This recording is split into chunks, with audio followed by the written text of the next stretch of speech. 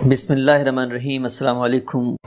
ہم سب اس نشست میں اور انشاءاللہ آنے والی چند دوسری نشستوں میں ہم کوشش کریں گے کہ اس موضوع پر آپ سے تفصیلی تبادلہ خیال کریں، اور یہ موضوع ہے واقعہ کربلا۔ اور ہم جانتے ہیں کہ کربلا کی جو داستان ہے وہ محض ایک تاریخی داستان نہیں ہے، بلکہ اس کے کچھ نتائج ہیں جس سے ایک پوری متوازی دینی تعبیر مرتب ہوئی ہے۔ تو ہم اس کے جملہ پہلوؤں پر آپ کا جو تجزیہ ہے، آپ کی جو رائے ہے، اس کو سمجھنے کی کوشش کریں گے۔ سب سے پہلے آغاز کرتے ہیں، اس بات پر آپ طالب علموں کو ایجوکیٹ کریں اور ہمیں سمجھائیں کہ جو تاریخی واقعات ہوتے ہیں ان کو دیکھنے کا ایک سائنٹیفک طریقہ کیا ہے، یعنی تاریخ کے اندر جو قیل کال، جو ربط یابس، جو باتیں ہم تک پہنچ رہی ہوتی ہیں، وہ کون سا ایسا میزان ہے جس کے تحت تاریخی واقعات کو دیکھا جانا چاہیے، ان کی حیثیت کیا ہوتی ہے، کیسے ان میں باتیں نقل ہوتی ہیں، اور کسی چیز کو ماخذ بنانا تاریخ کی حیثیت میں یہ استدلال کی دنیا میں کہاں کھڑا ہوتا ہے۔ یہاں سے گفتگو کا آغاز کرتے ہیں، بتائیے۔ کہ اس دنیا میں جو چیزیں بنائے استدلال بنتی ہیں یا بننی چاہیے وہ چند ہیں۔ یہ سوال اس اعتبار سے بہت اہم ہے کہ ہم لوگ جب گفتگو کرتے ہیں، بحث کرتے ہیں، کتابیں لکھتے ہیں، تو بعض اوقات ایک بہت بڑا قصر تعمیر کر لیتے ہیں، لیکن اس کے نیچے جو بنائے استدلال ہے وہ گویا ہوا ہوتی ہے، پوری عمارت بے بنیاد اٹھا دی جاتی ہے۔ تو بنائے استدلال کیا چیز ہے؟ سامنے کی بات ہے کہ سب سے واضح بنائے استدلال تو ہمارا مشاہدہ اور تجربہ ہوتا ہے۔ اللہ تعالیٰ نے ہمیں حواس دیے، قرآن مجید نے ان حواس پر اعتماد پیدا کیا اپنے استدلال سے، یعنی کائنات ہمیں دکھائی ہے اور اس کے بعد یہ کہا ہے کہ اس پر غور کرو، اس کو دیکھو۔ یہ بنائے استدلال ہے جو سائنس کی بنائے استدلال بنی ہے۔ کہا جاتا ہے نا کہ یہ تو گویا یؤمنون بالتجربہ والشہود ہے جس پر سائنس مبنی ہے۔ تو اس میں کیا ہوتا ہے، ایک چیز ہمارے حواس کی گرفت میں آئے گی، حواس کو ہم آلات سے بڑھا بھی لیتے ہیں۔ آپ جانتے ہیں کہ اب ہم مریخ کی آوازیں سن لیتے ہیں، عطارد کی چیزیں دیکھ لیتے ہیں، چاند پر چلے جاتے ہیں، تو اس کو بڑھا بھی لیتے ہیں۔ ایک بنائے استدلال یہ۔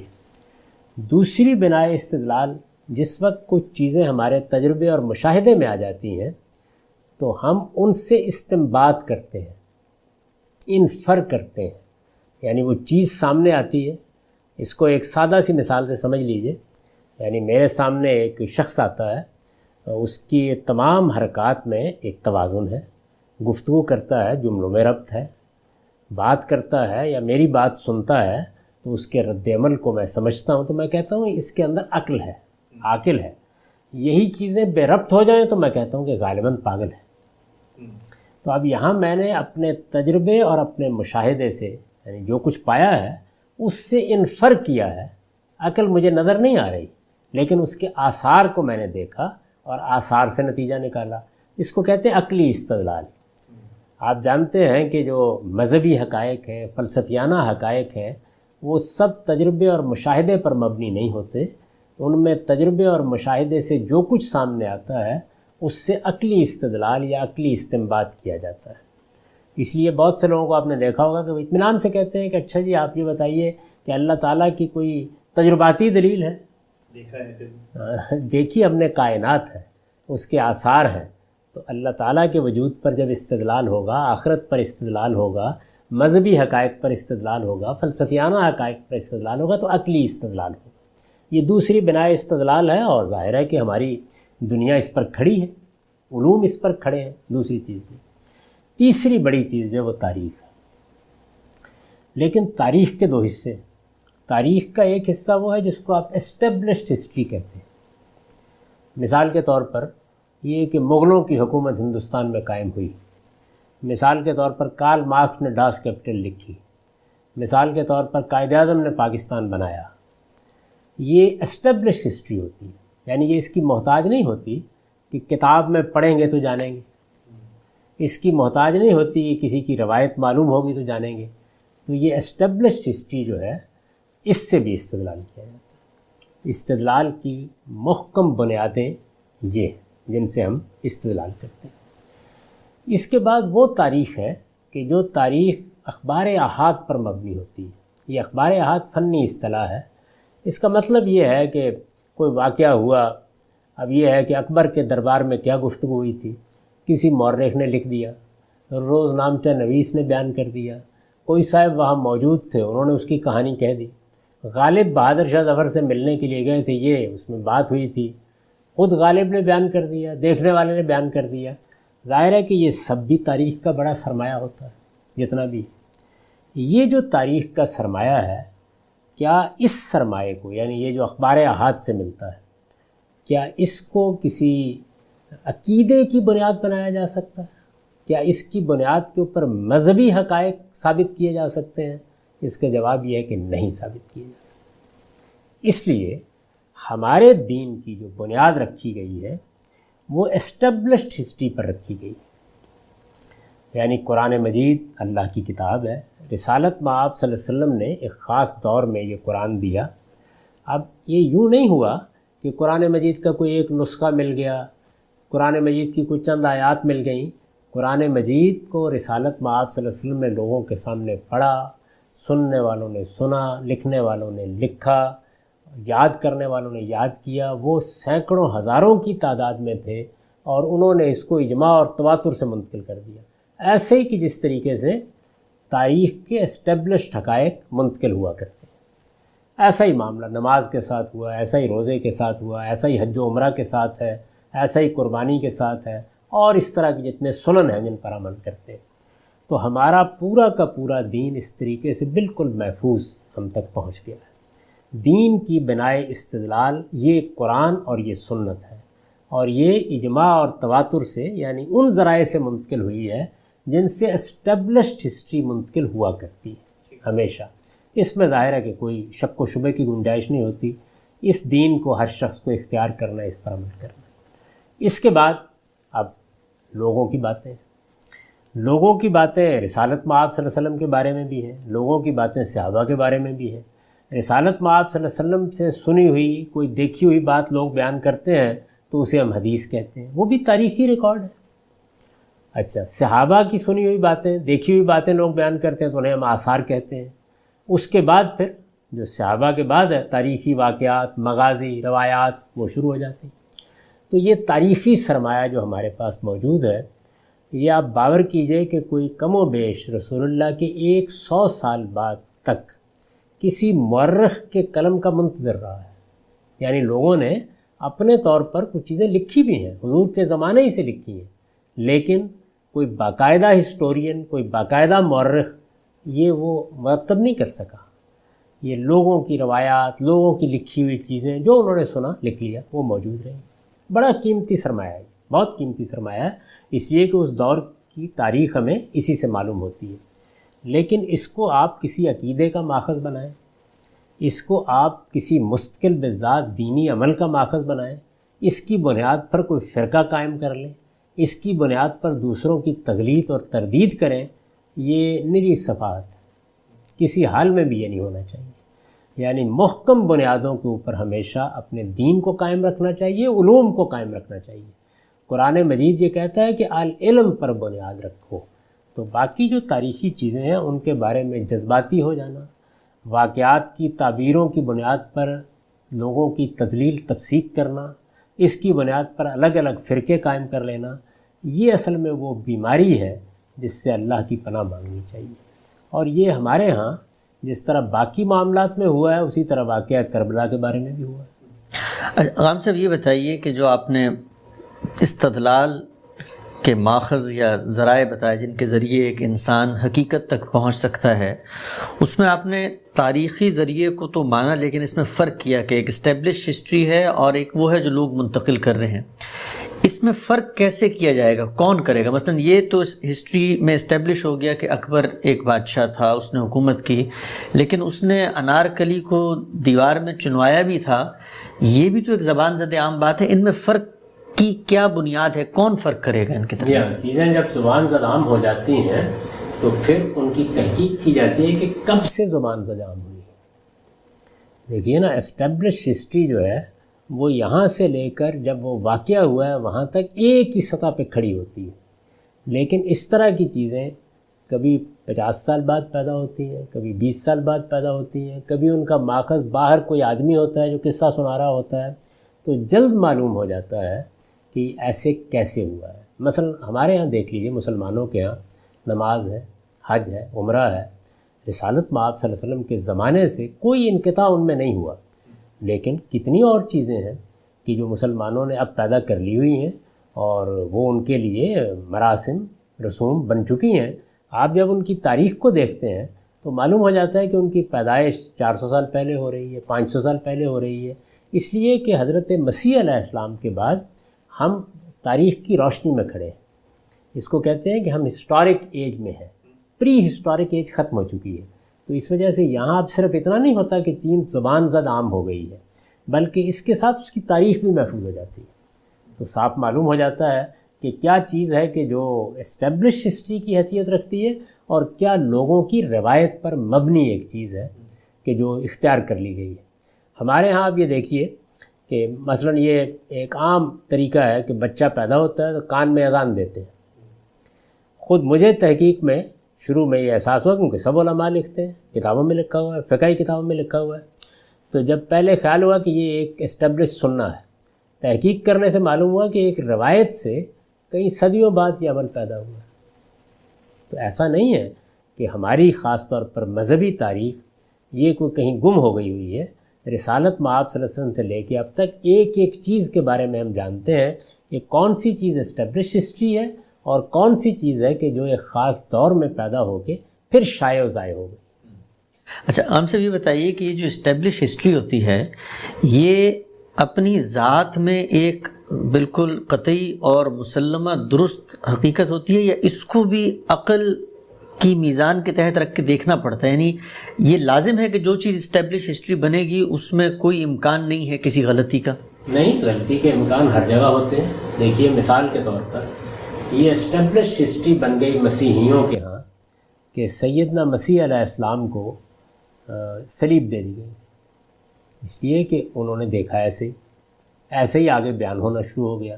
ایک بڑا واقعہ تھا جو ہوا، سینکڑوں لوگوں نے اس کو بیان کیا، لیکن قرآن مجید نے 500-550 سال بعد آ کے یہ بتایا کہ تم جھوٹ نہیں بول رہے، واقعہ تو ہوا لیکن وہ حضرت مسیح نہیں تھے، معاملہ تم پر مشتبہ کر دیا گیا۔ تو ایسا بھی ہوتا ہے کہ کسی چیز میں غلطی لگ جائے، اب یا تو پھر اللہ تعالیٰ اس کے بارے میں بتائیں گے، یا یہ ہے کہ علم و عقل کے مسلمات متنبع کر دیں گے کہ یہاں کوئی غلطی لگ گئی ہے، اسباب معلوم ہو جائیں گے نا۔ یعنی اچانک ایک دن ایک آدمی آ کے یہ کہے کہ لوگوں کو غلطی لگ گئی ہے کہ مغلیہ حکومت کبھی یہاں قائم ہوئی تھی، تو پھر بتائے گا نا کیسے غلطی لگی۔ تو یہ بات تو سننے کے لیے تیار ہیں ہم، لیکن اسٹیبلش ہسٹری اتنی آسانی سے چیلنج نہیں ہوتی۔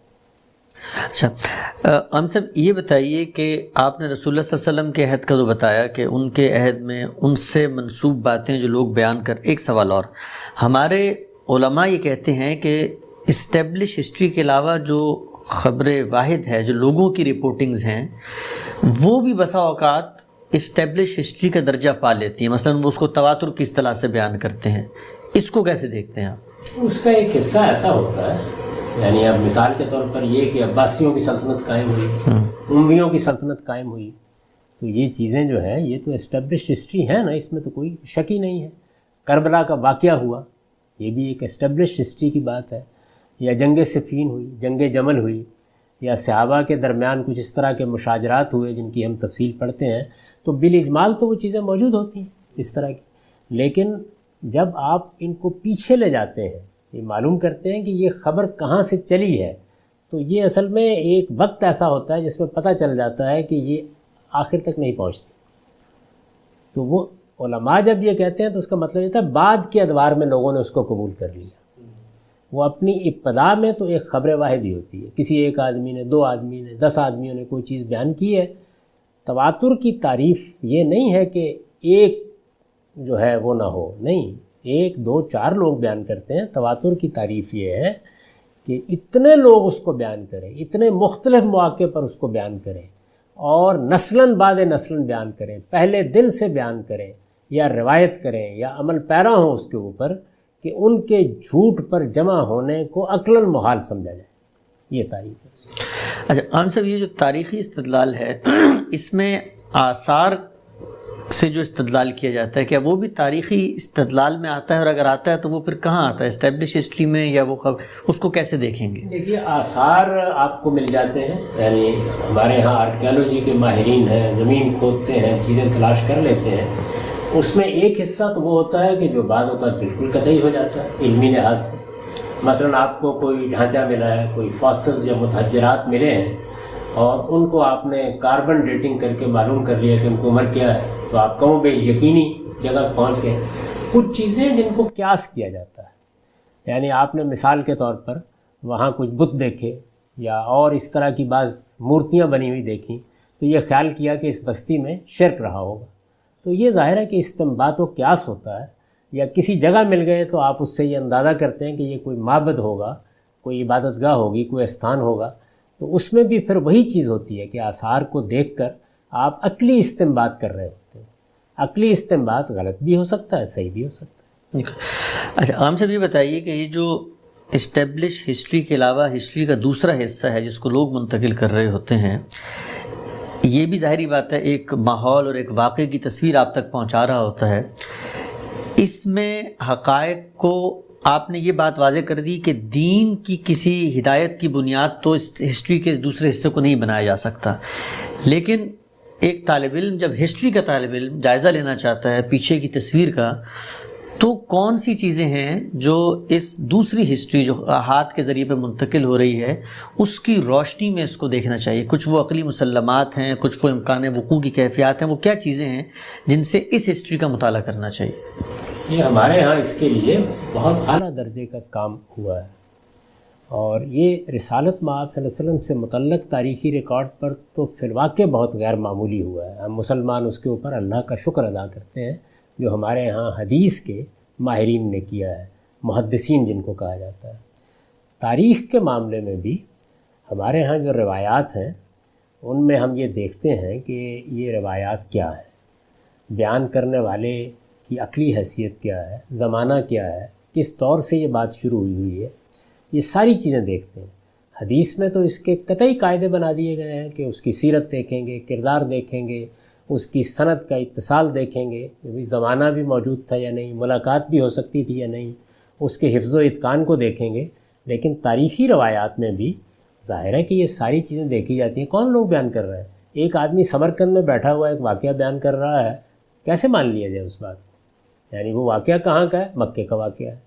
پوچھیں گے نا کہ کیا وہ گیا تھا، کسی سے سنا تھا، کوئی حج کرنے گیا تھا اس سے اس نے سنا ہے؟ تو اس طرح کے تمام عقلی سوالات وہاں بھی پیدا ہوتے ہیں.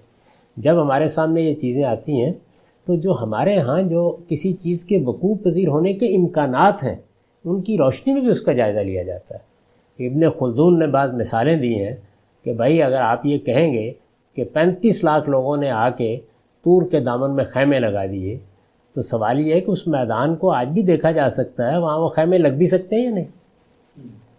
آپ اگر یہ کہیں کہ 25 کروڑ آدمی جو ہیں وہ اس دفعہ حج کے لیے گئے تھے اور انہوں نے جا کے میدان عرفات میں وقوف کیا تھا، تو ظاہر ہے کہ اس کو جانچنے کے لیے ہمارے پاس کچھ علمی عقلی مسلمات ہیں جن کی روشنی میں ہم دیکھ سکتے ہیں کہ اس میدان میں اتنے لوگ آ بھی سکتے ہیں یا نہیں، جا بھی سکتے ہیں یا نہیں. اچھا پھر جو اخبار ہیں ان کی بھی ہم تصدیق کر سکتے ہیں. تو جتنے بھی علمی عقلی ذرائع ہوتے ہیں وہ سارے اختیار کیے جاتے ہیں اور اس کے بعد پھر اندازہ کیا جاتا ہے کہ کیا بات ہوئی ہوگی. اسی طرح سماجی حالات، تمدنی حالات، انسانوں کی نفسیات کیسے کام کرتی ہے، انسان اجتماعی زندگی میں کیسے بیہیو کرتے ہیں، ان تمام چیزوں کا بھی اچھا علم ہونا چاہیے. ایک تاریخ کا جو محقق ہے وہ دیکھے گا، بہت دقت نظر سے دیکھے گا کہ جو بات بیان کی جا رہی ہے یہ کیسے ممکن ہو سکتی ہے، کیا انسانی نفسیات سے مطابقت رکھتی ہے، کیا انسان ایسی بات کرتے ہیں. اچھا بحثیت مجموعی جن لوگوں کے بارے میں بات بیان کی جا رہی ہے ان سے متعلق بھی ایک رائے ہوتی ہے. دیکھیے قرآن نے اس کو معیار بنا دیا اور یہ کہا کہ تم لوگوں کو اس وقت جو لوگ رسول اللہ پر ایمان لائے ہیں ان کے بارے میں کوئی بری خبر اگر تم نے سنی تو تمہیں اہل ایمان کے بارے میں اچھا گمان رکھنا چاہیے. اور تم نے جب اتنی بری خبر سنی کہ ایک تہمت، ایک بہتان کا ذکر سنا تو تم نے یہ کیوں نہ کہا کہ سبحانہ کا ھذا بہتان عظیم. تو گویا حالات، قرائن، شخصیات، کن لوگوں کے بارے میں بات بیان ہو رہی ہے یہ ساری چیزیں سامنے رکھ کر پھر کوئی رائے قائم کی جاتی ہے۔ ایسا نہیں ہوتا کہ بس کتاب میں لکھا ہوا ہے، ایک شخص نے بیان کر دیا ہے، کسی نے حدثنا اخبرنا کہہ کے روایت کر دیا ہے، تنہا یہ بات کافی نہیں ہوتی۔ تاریخی حقائق کے معاملے میں یہ ساری آپ دیکھیے کہ جو رسالت مآب صلی اللہ علیہ وسلم سے متعلق چیزیں ہیں ان میں بھی صرف یہ اصول محدثین نے قائم نہیں کیا کہ ہم راوی کو دیکھیں گے، یعنی ثقہ ہے غیر ثقہ ہے سند متصل ہے، صرف یہی نہیں دیکھیں گے بلکہ یہ بھی دیکھیں گے کہ جو بات بیان کی گئی ہے وہ قرآن و سنت کے خلاف تو نہیں ہے، علم و عقل کے مسلمات کے خلاف تو نہیں ہے، تو یہ ساری باتیں دیکھنی ضروری ہوتی ہیں۔ تو یہ معاملہ تو ان روایات کا ہے جو صحابہ کرام کی نسبت سے بیان ہوئی ہیں، رسالت مآب صلی اللہ علیہ وسلم کے بارے میں بیان ہوئی ہیں، تو تابع دیگرہ چرست باقی تاریخ کو علم عقل سماج تصورات ہر چیز کی روشنی میں پرکھا جاتا ہے۔ اس کے بعد کسی چیز کے بارے میں بھی آپ زیادہ سے زیادہ یہ کہتے ہیں کہ جو تاریخی مواد ہمارے سامنے ہے یا ہمارے پاس ہے اس کی بنیاد پر یہ بات قرین قیاس لگتی ہے، قابل قبول لگتی ہے، یعنی اس کے بارے میں بھی حتمی حجت کہہ دینے کا اسلوب نہیں اختیار کرنا چاہیے۔ میں نے اسی لیے عرض کیا کہ اس طرح کی چیزیں نہ ایمان بن سکتی ہیں، نہ عقیدہ بن سکتی ہیں، نہ ان کی بنیاد پر فرقہ بندی کرنی چاہیے، نہ لوگوں کی تکفیر اور تفسیق کرنی چاہیے۔ یہ علم کی دنیا کی چیز ہوگی، اور اگر کوئی سچا عالم ہے تو وہ انہیں پیش بھی ایسے ہی کرے گا کہ جو مواد مجھے میسر آیا ہے اس کی بنیاد پر میں یہ رائے رکھتا ہوں۔ آپ بھی غور کر لیجیے اس پر۔ اچھا آگے بڑھتے ہیں عام صاحب، ہم آج جس عہد میں جی رہے ہیں تو ہمیں جیسی ہی کوئی خبر ہم تک پہنچتی ہے اور وہ بالعموم فیس بک کے ذریعے پہنچتی ہے تو پہلی تشویش یہ پیدا ہوتی ہے کہ کیونکہ فیس بک کے اوپر بہت ساری خبریں باتیں من گھڑت بھی ہوتی ہیں، لوگ افواہوں کے طور پہ بھی وہاں پھیلا دیتے ہیں، تو ہماری آج کے عہد میں کسی بھی واقعے کی رپورٹنگ کو اخذ کرتے ہوئے ایک حساسیت پیدا ہوتی ہے چونکہ یہ ایک امر واقعہ ہے۔ یہ بتائیے کہ جس عہد میں یہ واقعہ کربلا پیش آیا وہ تاریخی پس منظر میں کس جگہ کھڑا ہے، یعنی کیا وہاں پر بھی تاریخی روایات کو پیش کرنے کے بارے میں کیا اسی طرح کی کوئی غیر حساسیت ہے یا ایک نارمل ماحول میں ماحول چل رہا ہے؟ یہ جو کچھ آپ اب دیکھتے ہیں انسان ہمیشہ ایسے ہی ہے، یعنی یہ تو ایک واقعہ ہے اور اس میں کوئی شک نہیں کہ ایک بڑی جلیل القدر ہستی کے بارے میں ہے، لیکن رسالت مآب صلی اللہ علیہ وسلم کیا ہمارے محدثین نے ثابت نہیں کر دیا اس بات کو کہ لوگوں نے جھوٹی روایتیں گھڑی ہیں، بادشاہوں کو خوش کرنے کے لیے گھڑی ہیں، بدعات کو رواج دینے کے لیے گھڑی ہیں، قصوں اور کہانیوں کی صورت میں گھڑ کے رسول اللہ کی طرف منسوب کر دی ہیں، یعنی کئی مجلدات ہیں، کئی جلدوں کی کتابیں ہیں جو ان گھڑی ہوئی روایتوں پر مشتمل ہیں۔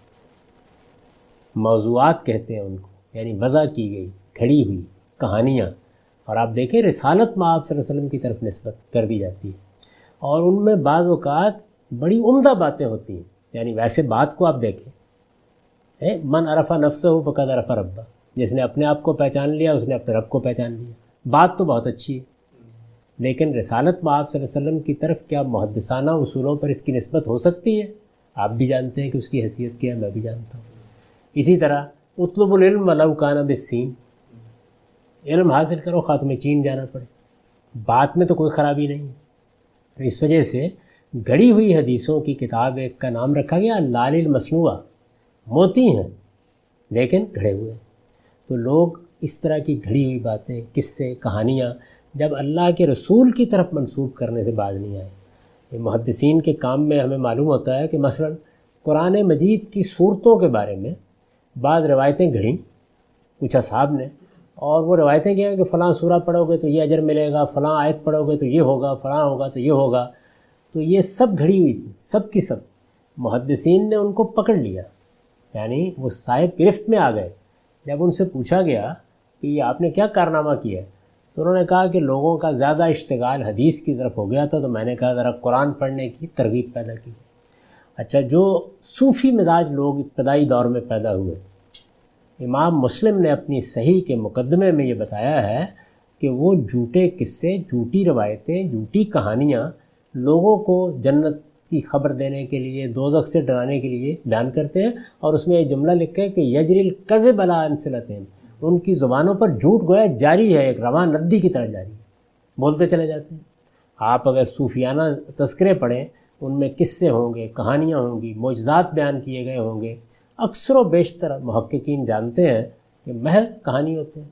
اچھا، اسی طرح بعض اوقات کہانی کہنے والا کہانی کے طور پر بیان کرتا ہے، لیکن لوگ یہ خیال کر لیتے ہیں کہ یہ تو کوئی واقعہ ہوگا۔ مثلاً یہ مولانا روم کی کہانیاں دیکھ لیجئے، سعدی کی گلستان، ایسے بیان کریں گے لوگ جیسے فی الواقع ہو گیا معاملہ۔ تو اس لیے یہ جو کچھ اب ہوتا ہے یہ سب کچھ ہر دور میں ہوتا رہا ہے، ہر زمانے میں ہوتا رہا ہے۔ اسی لیے ابتدائی دور میں بھی محققین کو ضرورت پڑی کہ زندگی لگا دیں اور ایک ایک چیز کی تحقیق کریں، ورنہ تو یہ اصول قائم کر لینا چاہیے تھا کہ جو فیس بک پر آ گیا، جو اخبار میں چھپ گیا، جو میڈیا پر نشر ہو گیا وہ حق ہے۔ جس طرح اب ہم جانتے ہیں کہ اس میں جھوٹ بھی ہوتا ہے، افواہیں بھی ہوتے ہیں، اس میں آخری درجے کے اتہام اور افتراء بھی ہوتے ہیں، ایسی صورت ماضی میں بھی رہی۔ ہم سب آخری سوال، وقت ہمارا ختم ہو رہا ہے، پھر مزید اس پہ گفتگو کرتے ہیں۔ وہ یہ کہ یہ تو آپ نے بتایا کہ لوگ اپنی خواہشات سے رسول اللہ صلی اللہ علیہ وسلم تک سے منسوب کر کے باتیں بیان کرتے رہے ہیں۔ یہ بتائیے کہ یہ معاملہ یہ تو کسی دینی فکر کی وجہ سے پیدا ہو گیا، کسی خواہش سے پیدا ہو گیا۔ سیاسی نزاعات اور اختلافات میں جو اس طرح کی رپورٹنگ ہوتی ہے ہم آج بھی دیکھتے ہیں اپنے، تو آج تو کم سے کم ہمیں پتہ چل جاتا ہے 2-4 دن بعد کہ بھائی یہ بات ٹھیک نہیں تھی۔ جس عہد میں یہ واقعہ پیش آیا ہے اس عہد میں بتائیے کہ جب یہ خبریں پھیلتی تھیں ایک دوسرے کی مخالفت میں، تو ان کو پرکھنے کا لوگوں کے پاس کوئی چیز تھی؟ کیسے پتہ چلتا تھا کہ ٹھیک ہے غلط ہے؟ دیکھیے، ہر دور میں جس طرح اس طرح کی خبریں پھیلانے والے، افواہیں اڑانے والے موجود ہوتے ہیں، افواہیں اڑانے والوں کا تو مدینہ کی چھوٹی سی بستی میں قرآن نے ذکر کیا ہے، اور یہ بتایا ہے ان کے والمرجفون فی المدینہ، افواہیں اڑاتے تھے، کہانیاں بناتے تھے، اسکینڈل بناتے تھے۔ تو یہ جس طرح اب پکڑے جاتے ہیں، اس طرح پرانے زمانے میں بھی محققین تحقیق کرتے تھے، ایسے محتاط لوگ ہوتے تھے جو اس کا پردہ چاک کر دیتے تھے۔ تو اللہ تعالیٰ نے یہ اسباب ہر زمانے میں پیدا کیے ہوتے ہیں، بس فرق یہ ہے کہ اب ذرا کم مدت میں معلوم ہو جاتا ہے، اس میں ذرا مدت زیادہ لگ جاتی تھی، اور بعض اوقات یہ بھی ہوتا تھا کہ بات اتنی پھیل چکی ہوتی تھی کہ اہل تحقیق کا کام بعض اوقات صدیوں تک لوگوں کی نظر میں نہیں آتا تھا۔ آخر ابن خلدون کو دیکھیے، اس نے کس طرح بہت سی اس طرح کی چیزوں کو پردہ چاک کیا ہے۔ اسی طرح سے بعض دوسرے محققین نے، جیسے خود ابن کثیر نے طبری کی تفسیر کے اوپر، اسی طرح تاریخ پر بہت سا محققانہ کام کیا ہے۔ تو محدثانہ طریقے سے بھی لوگوں نے کیا اور عقل عام کی روشنی میں بھی جائزہ لیا ہے۔ تو ہمارے یہاں ایسا نہیں ہے کہ ہماری کوئی تاریخ ہے، اس میں ہر دور میں بڑے غیر معمولی لوگ پیدا ہوتے رہے ہیں جو معاملے کو صاف بھی کرتے ہیں۔ واقعہ کربلا کے پس منظر کے حوالے سے خان صاحب آپ سے گفتگو جاری ہے۔ ہم نے تاریخی واقعات کی حقیقت اور حیثیت اور نوعیت پر آپ سے بات کی۔ انشاءاللہ اگلی نشست میں اس موضوع کو آگے بڑھائیں گے۔ بہت شکریہ اب تک۔ ہم نے گزشتہ نشست میں واقعہ کربلا کے پس منظر میں تاریخ سے استدلال کے پہلو سے آپ سے تفصیلاً بات کی تھی۔ اس موضوع کو آگے بڑھاتے ہیں۔ ہم سب بعض محققین اور علماء کا یہ کہنا ہے کہ یہ جو واقعہ کربلا ہے، اس کے پس منظر میں ایک بہت بڑا کانفلکٹ جو تھا وہ موجود تھا، یعنی اس مسئلے کی جڑیں بھی اس میں جاتی ہیں، اور وہ سیدنا علی کی خلافت تھی۔ شاہ ولی اللہ یہ کہتے ہیں کہ وہ خلیفہ تو ہو گئے لیکن ان کی خلافت کا انعقاد نہیں ہو سکا۔ ابن تیمیہ بھی منہاج السنہ میں اس سے ملتی جلتی بات کرتے ہیں، اور ہمیں یہ بھی نظر آتا ہے کہ انہی کی خلافت کے مسائل کے اندر جنگیں بھی ہوئی ہیں، جمل ہوئی ہے، صفین ہوئی ہے۔ تو آپ کی کیا رائے ہے کہ یہ جو کانفلکٹ ہے کربلا کا، اس کے پس منظر میں کیا اصلاً وہی کانفلکٹ کار فرما ہے جو سیدنا علی کی خلافت کے قیام کے وقت تھا؟ اہل علم جب ماضی کے واقعات کا تجزیہ کرتے ہیں تو اس میں 2-3 طریقے ہو سکتے ہیں۔ ایک طریقہ تو یہ ہے کہ آپ کا ایک ذوق رجحان ہے، یہ ذوق و رجحان کبھی انسان کے کسی رومان سے پیدا ہوتا ہے، کبھی شخصیات کے تعلق سے پیدا ہوتا ہے، کبھی اپنی تربیت سے پیدا ہوتا ہے، اس کو بنیاد بنا کر وہ واقعات کی ایک توجیہ کر دے۔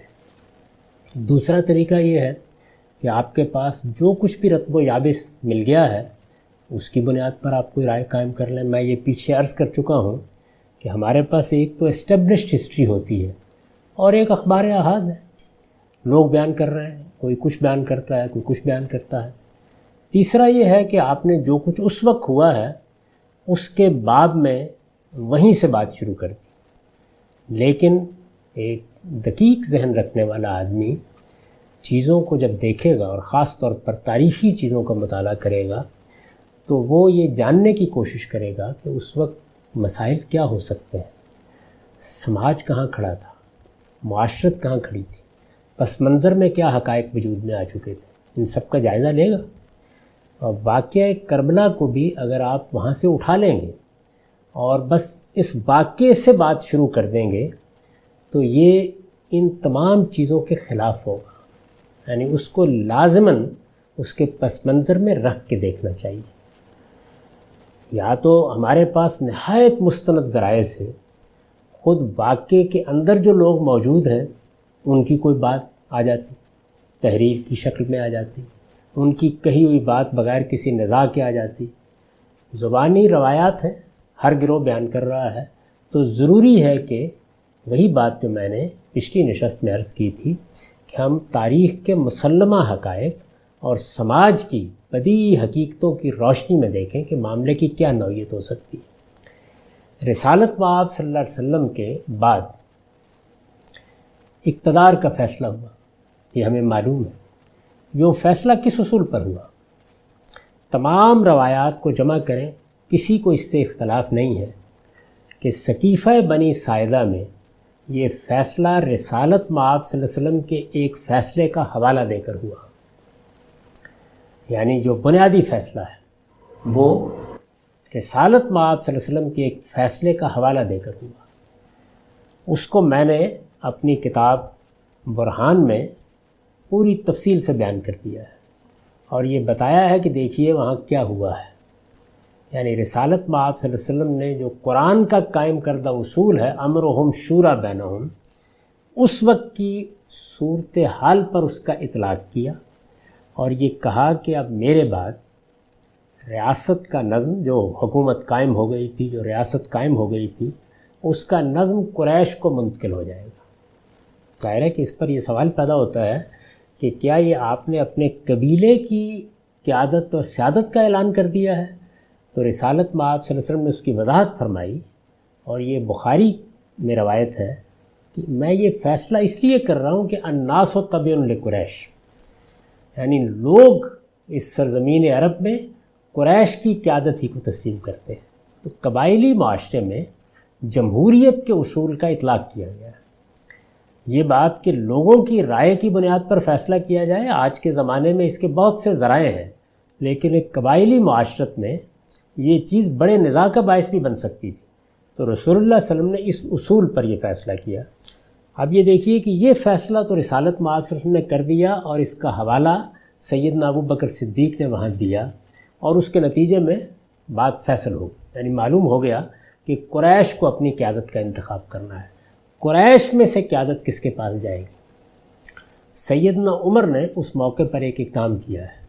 اس کے بعد بخاری کی روایت ہے کہ اس کی پھر ایک موقع پر توضیح کی ہے، اور یہ بتایا ہے کہ ابو بکر صدیق رضی اللہ عنہ کی شخصیت ایسی تھی کہ میں نے جب یہ دیکھا کہ ایک نزاع خطرناک ہو سکتی ہے تو ان کا نام پیش کر دیا۔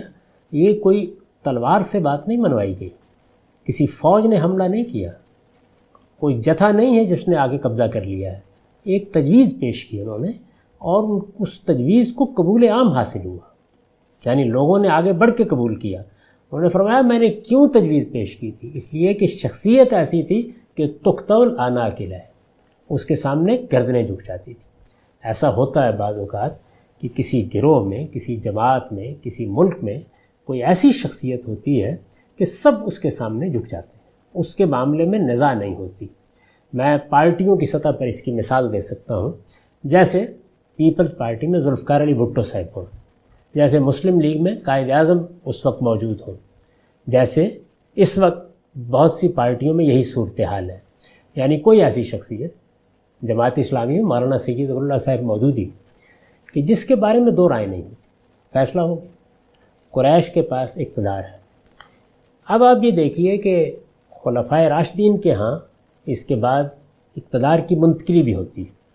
اقتدار تو اسی پارٹی کے پاس یا اسی قبیلے کے پاس ہے جس کو اکثریت کی تائید حاصل ہے جمہوری اصول پر، لیکن فیصلہ اب اس کے لیڈروں نے کرنا ہے، یعنی سیدنا ابو بکر صدیق کے بعد کون، سیدنا عمر کے بعد کون۔ یہ جو لیڈرشپ اس وقت وجود میں آئی یہ پرانی قبائلی لیڈرشپ نہیں ہے. اس بنیادی بات کو سمجھ لینا چاہیے. پرانی جو لیڈرشپ تھی قریش کی، آپ جانتے ہیں کہ اس کے 15-20 نام ہر شخص کو معلوم ہے. یہ سارے کے سارے لوگ بدر کے میدان میں کھیت رہے تھے، یعنی اللہ تعالیٰ کے عذاب کی زد میں آ گئے، سب چلے گئے. صرف 2 لوگ ہیں، ایک حضرت عباس جو رسالت میں آپ صلی اللہ علیہ وسلم کے چچا ہیں، اور ایک ابو سفیان جو باقی رہ گئے. اور ان لوگوں کے ایمان لانے کا معاملہ آپ جانتے ہیں کہ فتح مکہ کے موقع پر ہوا. اس لیے جو اب نئی لیڈرشپ پیدا ہوئی تھی جس میں سیدنا ابوبکر صدیق ہے، سیدنا عمر ہے، سیدنا معاذ بن جبل ہے، وہ تو خیر انصار میں سے تھے، یا وہ دوسرے لوگ جن کو سیدنا عمر نے بھی ایک کمیٹی کی صورت دے دی تھی اور یہ کہا تھا کہ اپنے درمیان میں فیصلہ کر لو. تو یہ جو نئی لیڈرشپ پیدا ہوئی قریش کی، یہ فیصلے کرتی رہی ہے. اس نے سیدنا عمر کا فیصلہ کیا، اس نے سیدنا عثمان کا فیصلہ کیا. سیدنا عمر کا فیصلہ بھی انہوں نے کیا ہے. یہ بات غلط طور پر مشہور ہو گئی ہے کہ سیدنا ابوبکر نے ان کو اپنی طرف سے نامزد کر دیا تھا، انہوں نے نام پیش کیا ہے. میں نے وہ تمام روایات سامنے رکھ دی ہیں جس میں باقاعدہ مشورہ ہوا، لیڈرشپ کی رائے لی گئی، ایک ایک شخص نے تقریریں کی اور اس کے بعد انہوں نے ان کے نام کا اعلان کیا. بالکل ایسے ہی جس طرح کہ آج کے جمہوری دور میں اگر فرض کر لیجئے کہ اس وقت ہمارے وزیر اعظم ہیں، خدا نخواستہ وہ دنیا سے رخصت ہو جائیں، تو یہ جو برسر اقتدار پارٹی ہے اس کی لیڈرشپ فیصلہ کرے گی کہ اب ان کی جگہ کس نے لینی ہے. تو بالکل اسی طریقے سے جمہوری اصول پر یہ فیصلے ہوتے رہے. لیکن آہستہ آہستہ سیاسی صورتحال میں عظیم تغیر آ گیا. دیکھیے اس وقت ہم پاکستان میں بیٹھے ہیں، پاکستان کے متعین حدود ہیں. آپ تھوڑی دور کے لیے تصور کیجئے کہ 10-20 سال کے اندر پاکستان کے حدود یہاں سے اٹھیں اور ادھر آسام اور برما تک چلے جائیں اور ادھر مراکش تک چلے جائیں. اگر یہ اتنی بڑی تبدیلی آ جائے تو آپ کا جو بنا بنایا سارا نظام ہے، جو اس وقت ایک دستور کی شکل میں ہے، ایک الیکشن کمیشن ہے، کچھ قاعدے مقرر ہیں، کچھ قانون سازی ہو چکی ہے، سب درم برم ہو جائے گا. بالکل یہی صورتحال سیدنا عثمان کے زمانے تک ہو چکی تھی. یعنی جو ایک رسالت مآب صلی اللہ علیہ وسلم کے بعد لیڈرشپ پیدا ہوئی ہے، اس نے جس حد تک اس کا اثر و رسوخ تھا، معاملات کے فیصلے کیے اور وہ فیصلے مانے گئے. سیدنا عثمان کے زمانے میں سلطنت دور دور تک پھیل چکی، اور وہ سب لوگ جو اس میں اب شامل ہوئے ہیں ان میں غیر مسلم بھی ہیں، ان میں نئے مسلمان ہونے والے لوگ بھی شامل ہیں. جن لوگوں کو گورنر بنا کے بھیجا گیا ہے، جو عمال مقرر کیے گئے ہیں، انہوں نے بھی اپنا اثر و رسوخ پیدا کر لیا ہے. وہ لوگ جو فتح مکہ کے بعد قریش میں سے مسلمان ہوئے ہیں، ان کی پہلی طاقت بھی بڑی حد تک بحال ہو چکی ہے. یہ دیکھیے کہ اتنے بڑے تغیرات ہیں سیاسی سطح پر جو آ چکے ہیں. سیدنا علی رضی اللہ عنہ کی خلافت کا انعقاد جب ہوا ہے تو اس موقع پر اس سیاسی صورتحال کا پوری طرح لحاظ رکھ کر کوئی فیصلہ نہیں کیا گیا، بلکہ جو روایت پہلے سے چلی آ رہی تھی اسی کی بنیاد پر فیصلہ کیا گیا. یہ کوئی تنقید نہیں ہے. یعنی ایک صورتحال میں جو تبدیلی آتی ہے اور تدریجی طور پر آتی ہے اور پھر اس تیزی کے ساتھ آتی ہے جس تیزی کے ساتھ وہاں آئی. فتوحات جیسے ہوئی ہیں وہ ظاہر ہے کہ اللہ کی تائید سے ایک معاملہ ہو رہا تھا. دنیا کی تاریخ تبدیل ہو رہی تھی، نئے نئے علاقے مفتوح ہو رہے تھے. اس میں یہ سوچنے کا موقع ہی نہیں ملا کہ یہ تبدیلی آ گئی ہے تو اب اس کو کس طریقے سے سیاسی نظام کا حصہ بنانا ہے. کوئی قاعدہ وجود میں آنا چاہیے تھا نا، کوئی طریقہ ہونا چاہیے تھا. اب معلوم ہونا چاہیے تھا کہ لیڈرشپ کا فیصلہ کیسے ہوگا، ان تمام لوگوں کی رائے کیسے لی جائے گی، ان کی نمائندگی کیسے ہوگی. یہ نہیں ہوا. جب یہ نہیں ہوا اور جو پہلے سے روایت چلی آ رہی تھی اس کی بنیاد پر ایک فیصلہ ہوا، تو اس فیصلے کے بارے میں اب آج اگر میں یا آپ بیٹھ کے یہ حکم لگائیں کہ یہ بالکل صحیح ہوا، ظاہر ہے اس جانتے اس کا نتیجہ کیا نکلے گا. یہ ماننا پڑے گا کہ ایک جلیل القدر صحابی حضرت معاویہ نے بغاوت کی ہے. ایک قاعدے قانون کے مطابق حکومت قائم ہو گئی. جیسے کہ پاکستان میں انتخابات ہوئے مثال کے طور پر، اور قاعدے سے ایک حکومت قائم ہو گئی، اور اس کے بعد کوئی گورنر تختہ الٹنے کے لیے کوئی فوج ساتھ لے کے آ جائے، ظاہر سے بغاوت ہی سمجھا جائے گا۔ اگر ادھر سے معاملات کو دیکھیے تو یہی تصویر بنتی ہے، اور اگر ان کے زاویے سے دیکھنے کی کوشش کیجیے کہ کیا واقعتاً صورتحال ایسی تھی، قاعدہ ایسا ہی قطعی ہو چکا تھا، کوئی دستور بن چکا تھا، کوئی ضابطے طے ہو چکے تھے، جو صورتحال میں سیاسی تغیرات آئے تھے، کیا سیدنا عثمان کے زمانے میں ان کا لحاظ کر کے کوئی نیا ضابطہ بنا دیا گیا تھا، کوئی لیڈرشپ متعین ہو گئی تھی اب کہ وہ فیصلے کیا کرے گی؟ یہ حقیقت ہے کہ ایسا نہیں، اور جب ایسا نہیں ہوا تو اس معاملے پر اس زمانے میں اختلاف رائے ہوا۔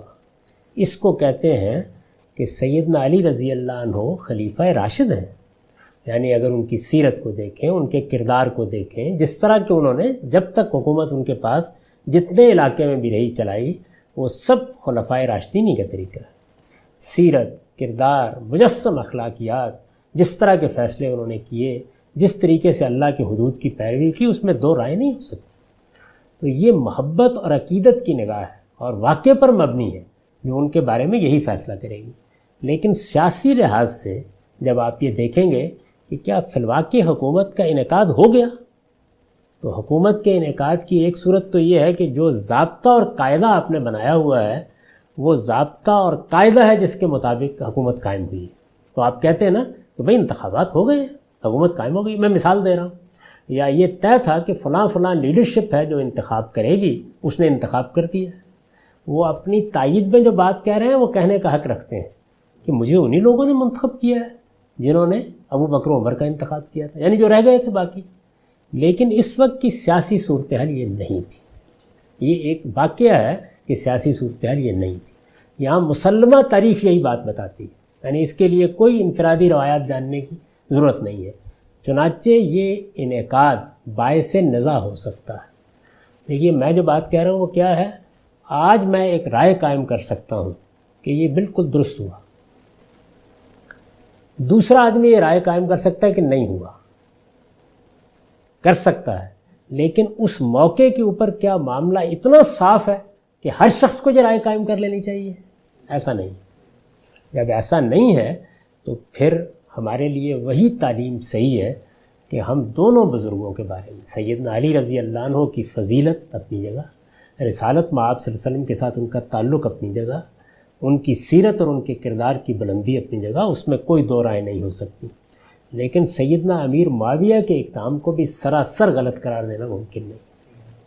یعنی جس وقت ایک نزاع کسی صورت پیدا ہو جائے، معاملات مشتبہ ہو جائیں، تو اس میں ہمارے اکابر اہل علم نے جو رویہ اختیار کیا وہی صحیح رویہ ہے کہ ہمیں کف لسان سے کام لینا چاہیے، حتمی فیصلہ صادر کرنے سے اجتناب کرنا چاہیے۔ ایک نزاعی صورتحال پیدا ہو گئی ہے، اس نزاعی صورتحال میں ایک کو اپنے تجزیے کے لحاظ سے حق پر مان کر دوسرے کے بارے میں فیصلہ نہیں سنانا چاہیے۔ مان لینا چاہیے کہ صورتحال اتنی واضح نہیں تھی، جس میں سیدنا علی بھی چونکہ ایک پرانی روایت پر کھڑے ہیں تو یہ حق رکھتے ہیں کہ ایک تعبیر کریں معاملے کی اور یہ کہیں کہ میری خلافت اسی طرح منعقد ہوئی ہے جس طرح کے پہلوں کی ہوئی تھی، اور سیدنا امیر معاویہ بھی بدلی ہوئی صورتحال میں اس سے مختلف رائے قائم کرنے کا حق رکھتے ہیں۔ یعنی ہم نیت اور محرکات کو اگر چھوڑ دیں تو یہ صورتحال ہے۔ اس زمانے میں دیکھ لیں، آپ کے سامنے انتخابات ہوتے ہیں، یہ سوال پیدا ہو جاتا ہے کہ دھاندلی ہوئی ہے یا نہیں ہوئی۔ اس زمانے میں ریڈیو، ٹیلی ویژن، کیمرے لگے ہوئے، سوچیں ذرا تھوڑی دیر کے لیے، اس وقت کوئی دستور پیش کر سکتے ہیں جس کی بنیاد پر آج میں حتمی فیصلہ کر دوں؟ کوئی لکھا ہوا آئین موجود ہے؟ یعنی ایک سیاسی صورتحال میں قریش کے بارے میں حضور کا فیصلہ ہے، بالکل ٹھیک سمجھ میں آتا ہے، اس کے پیچھے پورے عرب کی تاریخ موجود ہے، اور رسالت مآب صلی اللہ علیہ وسلم کے ذریعے سے جو تبدیلی آئی وہ تبدیلی بھی اس پر مہر تصدیق ثبت کرتی ہے، وہ اسٹیبلش ہسٹری، اس میں کوئی دو رائے نہیں ہو سکتی۔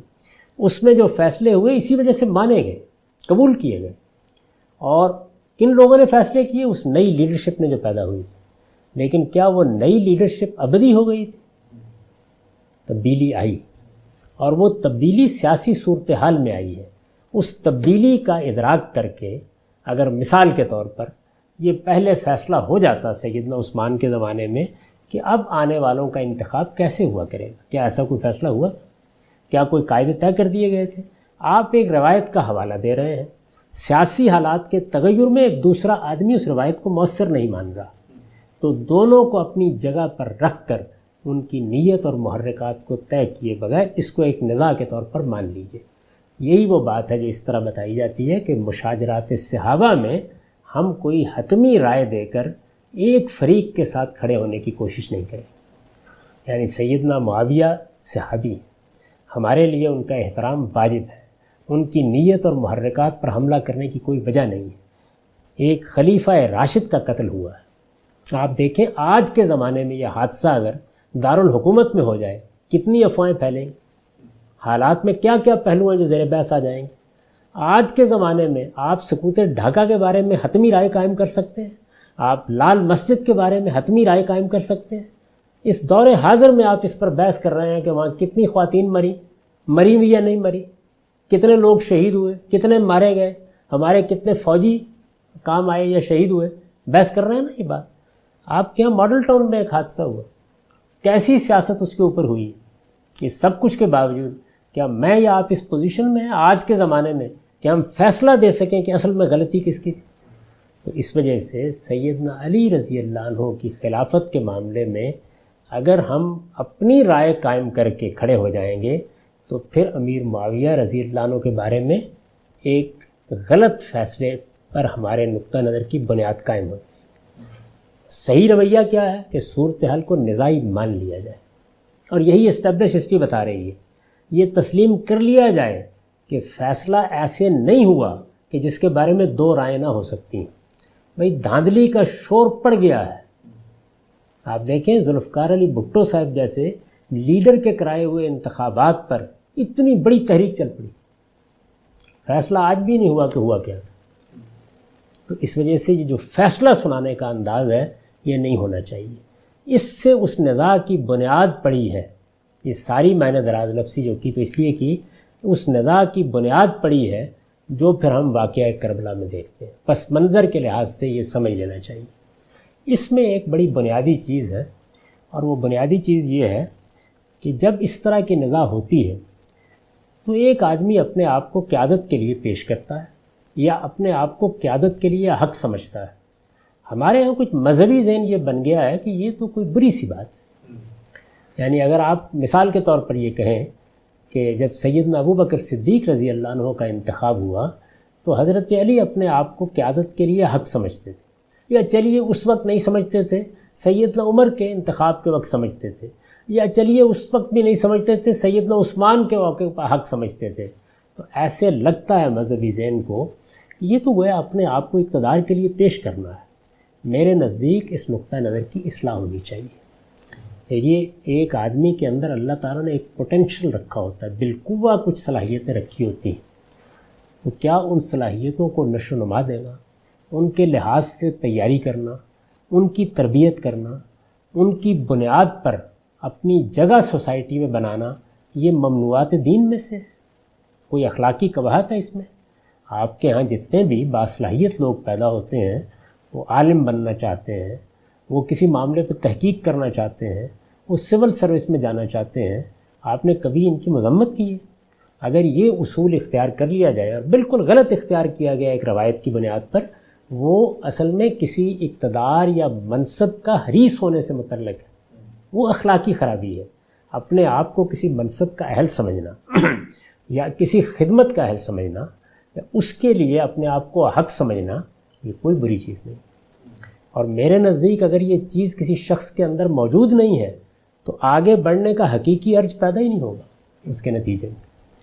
تو جن لوگوں کو اللہ تعالیٰ نے سیادت اور قیادت کے لیے پیدا کیا ہوتا ہے، یہ بھی ایک صلاحیت ہے، جیسے علم کے لیے پیدا کیا ہے، شعر کے لیے پیدا کیا ہے. اب ایک شاعر ہے، اعلیٰ درجے کا شاعر ہے، اپنی نظمیں غزلیں سنائے گا نہیں جا کے؟ کیا علامہ اقبال نہیں سناتے تھے؟ کیا غالب مشاعرے میں جا کے نہیں پڑھتے تھے؟ یہ اپنے آپ کو پیش کرنا ہے.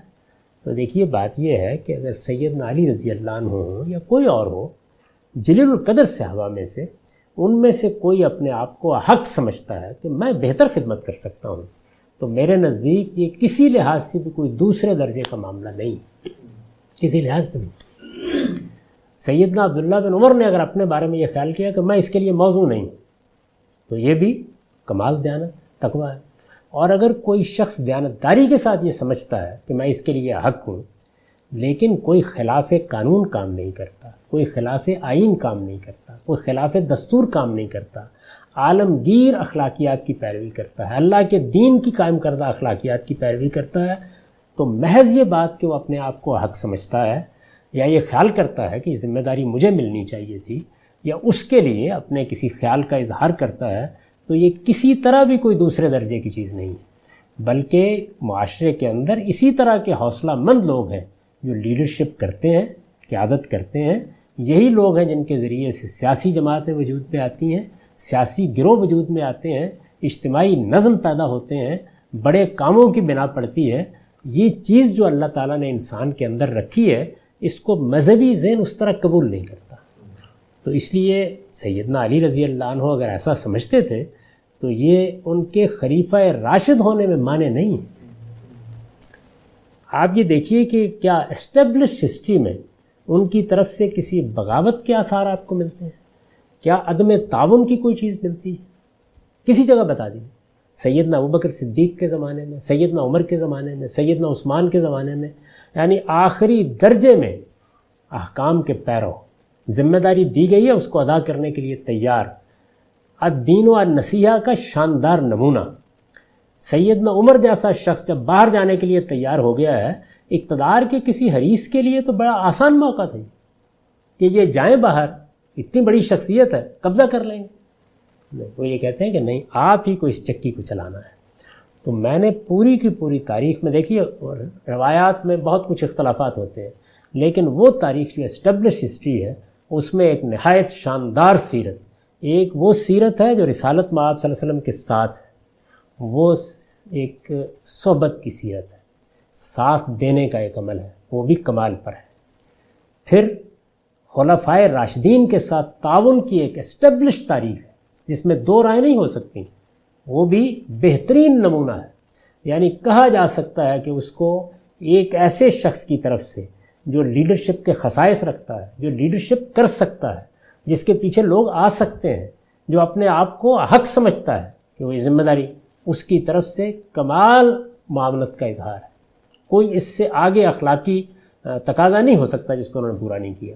اس کے بعد انہوں نے ایک موقع پہ اقتدار سنبھالا ہے، پرانی روایت کے مطابق سنبھالا ہے۔ اس میں بھی آپ نہ ان کی نیت پر کوئی بات کر سکتے ہیں، نہ محرکات پر، لیکن صورتحال اب اس طرح واضح نہیں ہے جس طرح کہ ابو بکر عمر کے زمانے میں رضی اللہ عنہما واضح ہے، چنانچہ نزاع پیدا ہوئی ہے۔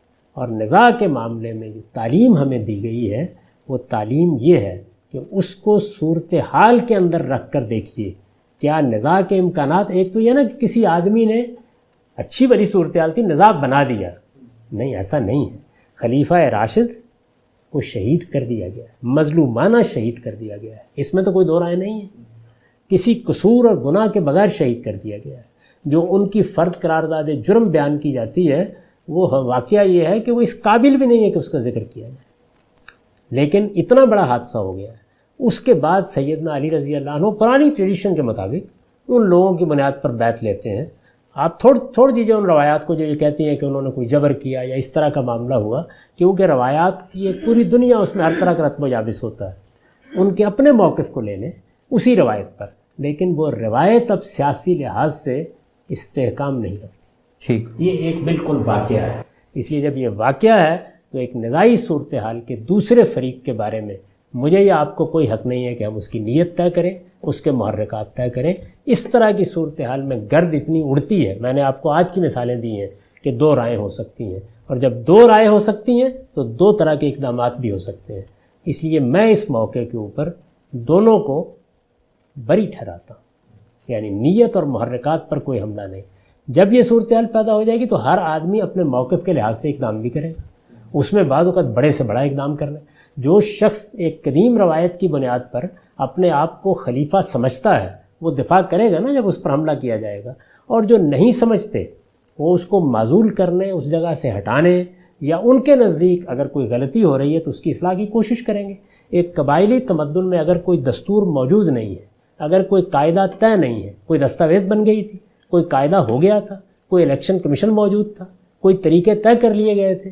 یعنی ایک قبائلی مزاج کے فیصلے جو ہو رہے تھے، ان فیصلوں میں نزاع متصور ہے، ہو سکتا ہے. جب نزاع متصور ہے تو وہی رویہ صحیح ہے کہ ہم اس میں کسی کی نیت اور محرکات کے بارے میں بات نہیں کریں گے، کسی پر طعن و تشنیع نہیں کریں گے، بلکہ یہی کہیں گے کہ ایک نزاعی صورتحال میں دونوں نے جس چیز کو اپنے لحاظ سے صحیح سمجھا اس کے لحاظ سے اقدامات کیے. بدقسمتی سے اس کے نتیجے میں ایک بڑا فتنہ پیدا ہوا. اور پھر اس کو یاد کر لیجئے کہ اگر یہ خاندان اس میں اپنے آپ کو حق سمجھتا ہے تو سیدنا علی بھی اگر اقدام کر رہے ہیں تو اس پر کوئی طعن نہیں کیا جا سکتا، اور ان کے بعد کے لوگ بھی اگر کر رہے ہیں تو کوئی طعن نہیں کیا جا سکتا. اس کی وجہ یہ ہے کہ محض یہ بنیاد کہ فلاں فلاں کا بیٹا ہے. تو ذرا آج کے زمانے کی جمہوریت میں دیکھ لیجیے، یعنی کیا پیپلز پارٹی کے اندر سب سے زیادہ تقوی کے لحاظ سے اور سیرت و کردار کے لحاظ سے اور علم و دانش کے لحاظ سے بلاول ہی سب سے برتر ہے؟ اور کیا نواز شریف صاحب کے خاندان میں بھی یہی صورتحال ہے؟ اور کیا مفتی محمود صاحب کے رفقا کا بھی یہی معاملہ ہے؟ یعنی جمعیت علماء اسلام میں مولانا فضل الرحمان سے نہ کوئی بڑا عالم ہے، نہ کوئی بڑا محدث ہے، نہ کوئی بڑا دین کا خادم ہے. دیکھیے سیاسی معاملات میں بسا اوقات ایک خاندان کے اندر ہی لوگوں کا اعتماد ہوتا ہے. جب آپ یعنی یہ جمہوریت کے اندر، جمہوریت لوگوں کے اعتماد کا نام ہے. اب آپ اندازہ کیجئے کہ یہ کیا وجہ ہے، کیا سبب ہے کہ پیپلز پارٹی میں اتنے بڑے لوگ موجود ہیں، علم و دانش کے اعتبار سے ممتاز لوگ موجود ہیں، ان کے بال سفید ہوئے ہیں اس میں، وہ ایک نوجوان کی قیادت کو کیوں قبول کر رہے ہیں؟ اس لیے کہ وہ یہ جانتے ہیں کہ جس پر لوگ جمع ہو سکتے ہیں وہ یہی ہے. سمجھ رہے ہیں یہ بات؟ اس کو بہت اچھی طرح ذہن ہے، جس پر لوگ جمع ہو سکتے ہیں. اب اس میں غلط اور صحیح کی بحث ہم کسی اور موقع پر کریں گے، لیکن لوگ کس شخص پر جمع ہو سکتے ہیں؟ لوگوں کے جمع ہونے کی بنیاد نہ تنہا علم ہوتا ہے، نہ تنہا تقویٰ ہوتا ہے، نہ تنہا دانش ہوتی ہے، نہ بزرگی اور عمر ہوتی ہے. لوگوں کے جمع ہونے کے اسباب بعض اوقات بالکل ہی مختلف ہوتے ہیں، اور وہ خاندانوں سے متعلق ہو کر ایک رومان بھی پیدا کر دیتے ہیں. اس بنیاد تمہید کو سمجھ لیں. پھر اس کے بعد بہت سی گفتگو، کیونکہ وقت ختم ہو گیا تو اس پر مزید کرنے کی ضرورت ہے. بہت شکریہ غانم صاحب. واقعہ کربلا کے حوالے سے گفتگو کا سلسلہ جاری رہے گا. آپ کا وقت کہنا ہے. جزاک اللہ. بسم اللہ الرحمن الرحیم. بہت شکریہ غانم صاحب آپ کے وقت کا. ہم آپ سے گفتگو کر رہے تھے واقعہ کربلا، اس کے پس منظر پر، اور 2 نشستوں میں آپ نے اس حوالے سے اپنا نقطہ نظر واضح کیا. پہلی نشست میں آپ نے بتایا کہ تاریخ اور تاریخی جو ماخذ ہوتا ہے اس سے استدلال کی نوعیت کیا ہوتی ہے، اور دوسری نشست میں میرے اس سوال کے جواب میں آپ نے یہ بتایا کہ جو لوگ یہ کہتے ہیں کہ واقعہ کربلا کے پس منظر میں سیدنا امیر معاویہ اور سیدنا علی رضی اللہ عنہما کی مابین جو ایک سیاسی کشمکش تھی، وہ کانفلکٹ ہے جو واقعہ کربلا کے پس منظر میں جاری ہے. تو آپ نے اس حوالے سے اس عہد کے سیاسی منظرنامے کی وضاحت کی. تو بعض لوگوں نے آپ کی اس گفتگو پر کچھ اشکالات، کچھ سوالات پیش کیے ہیں. اس نشست میں کوشش ہوگی کہ ان سوالات کا آپ سے جواب لیا جائے.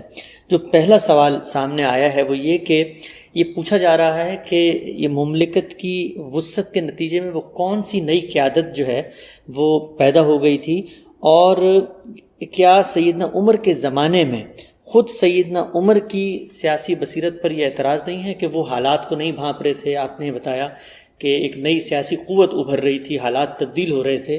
تو وہ کیا تبدیلی ہے حالات میں جو واقع ہو رہی تھی، کیسے سیاسی قوت ابھر رہی تھی، اور یہ سیاسی قوتیں سامنے کیسے آتی؟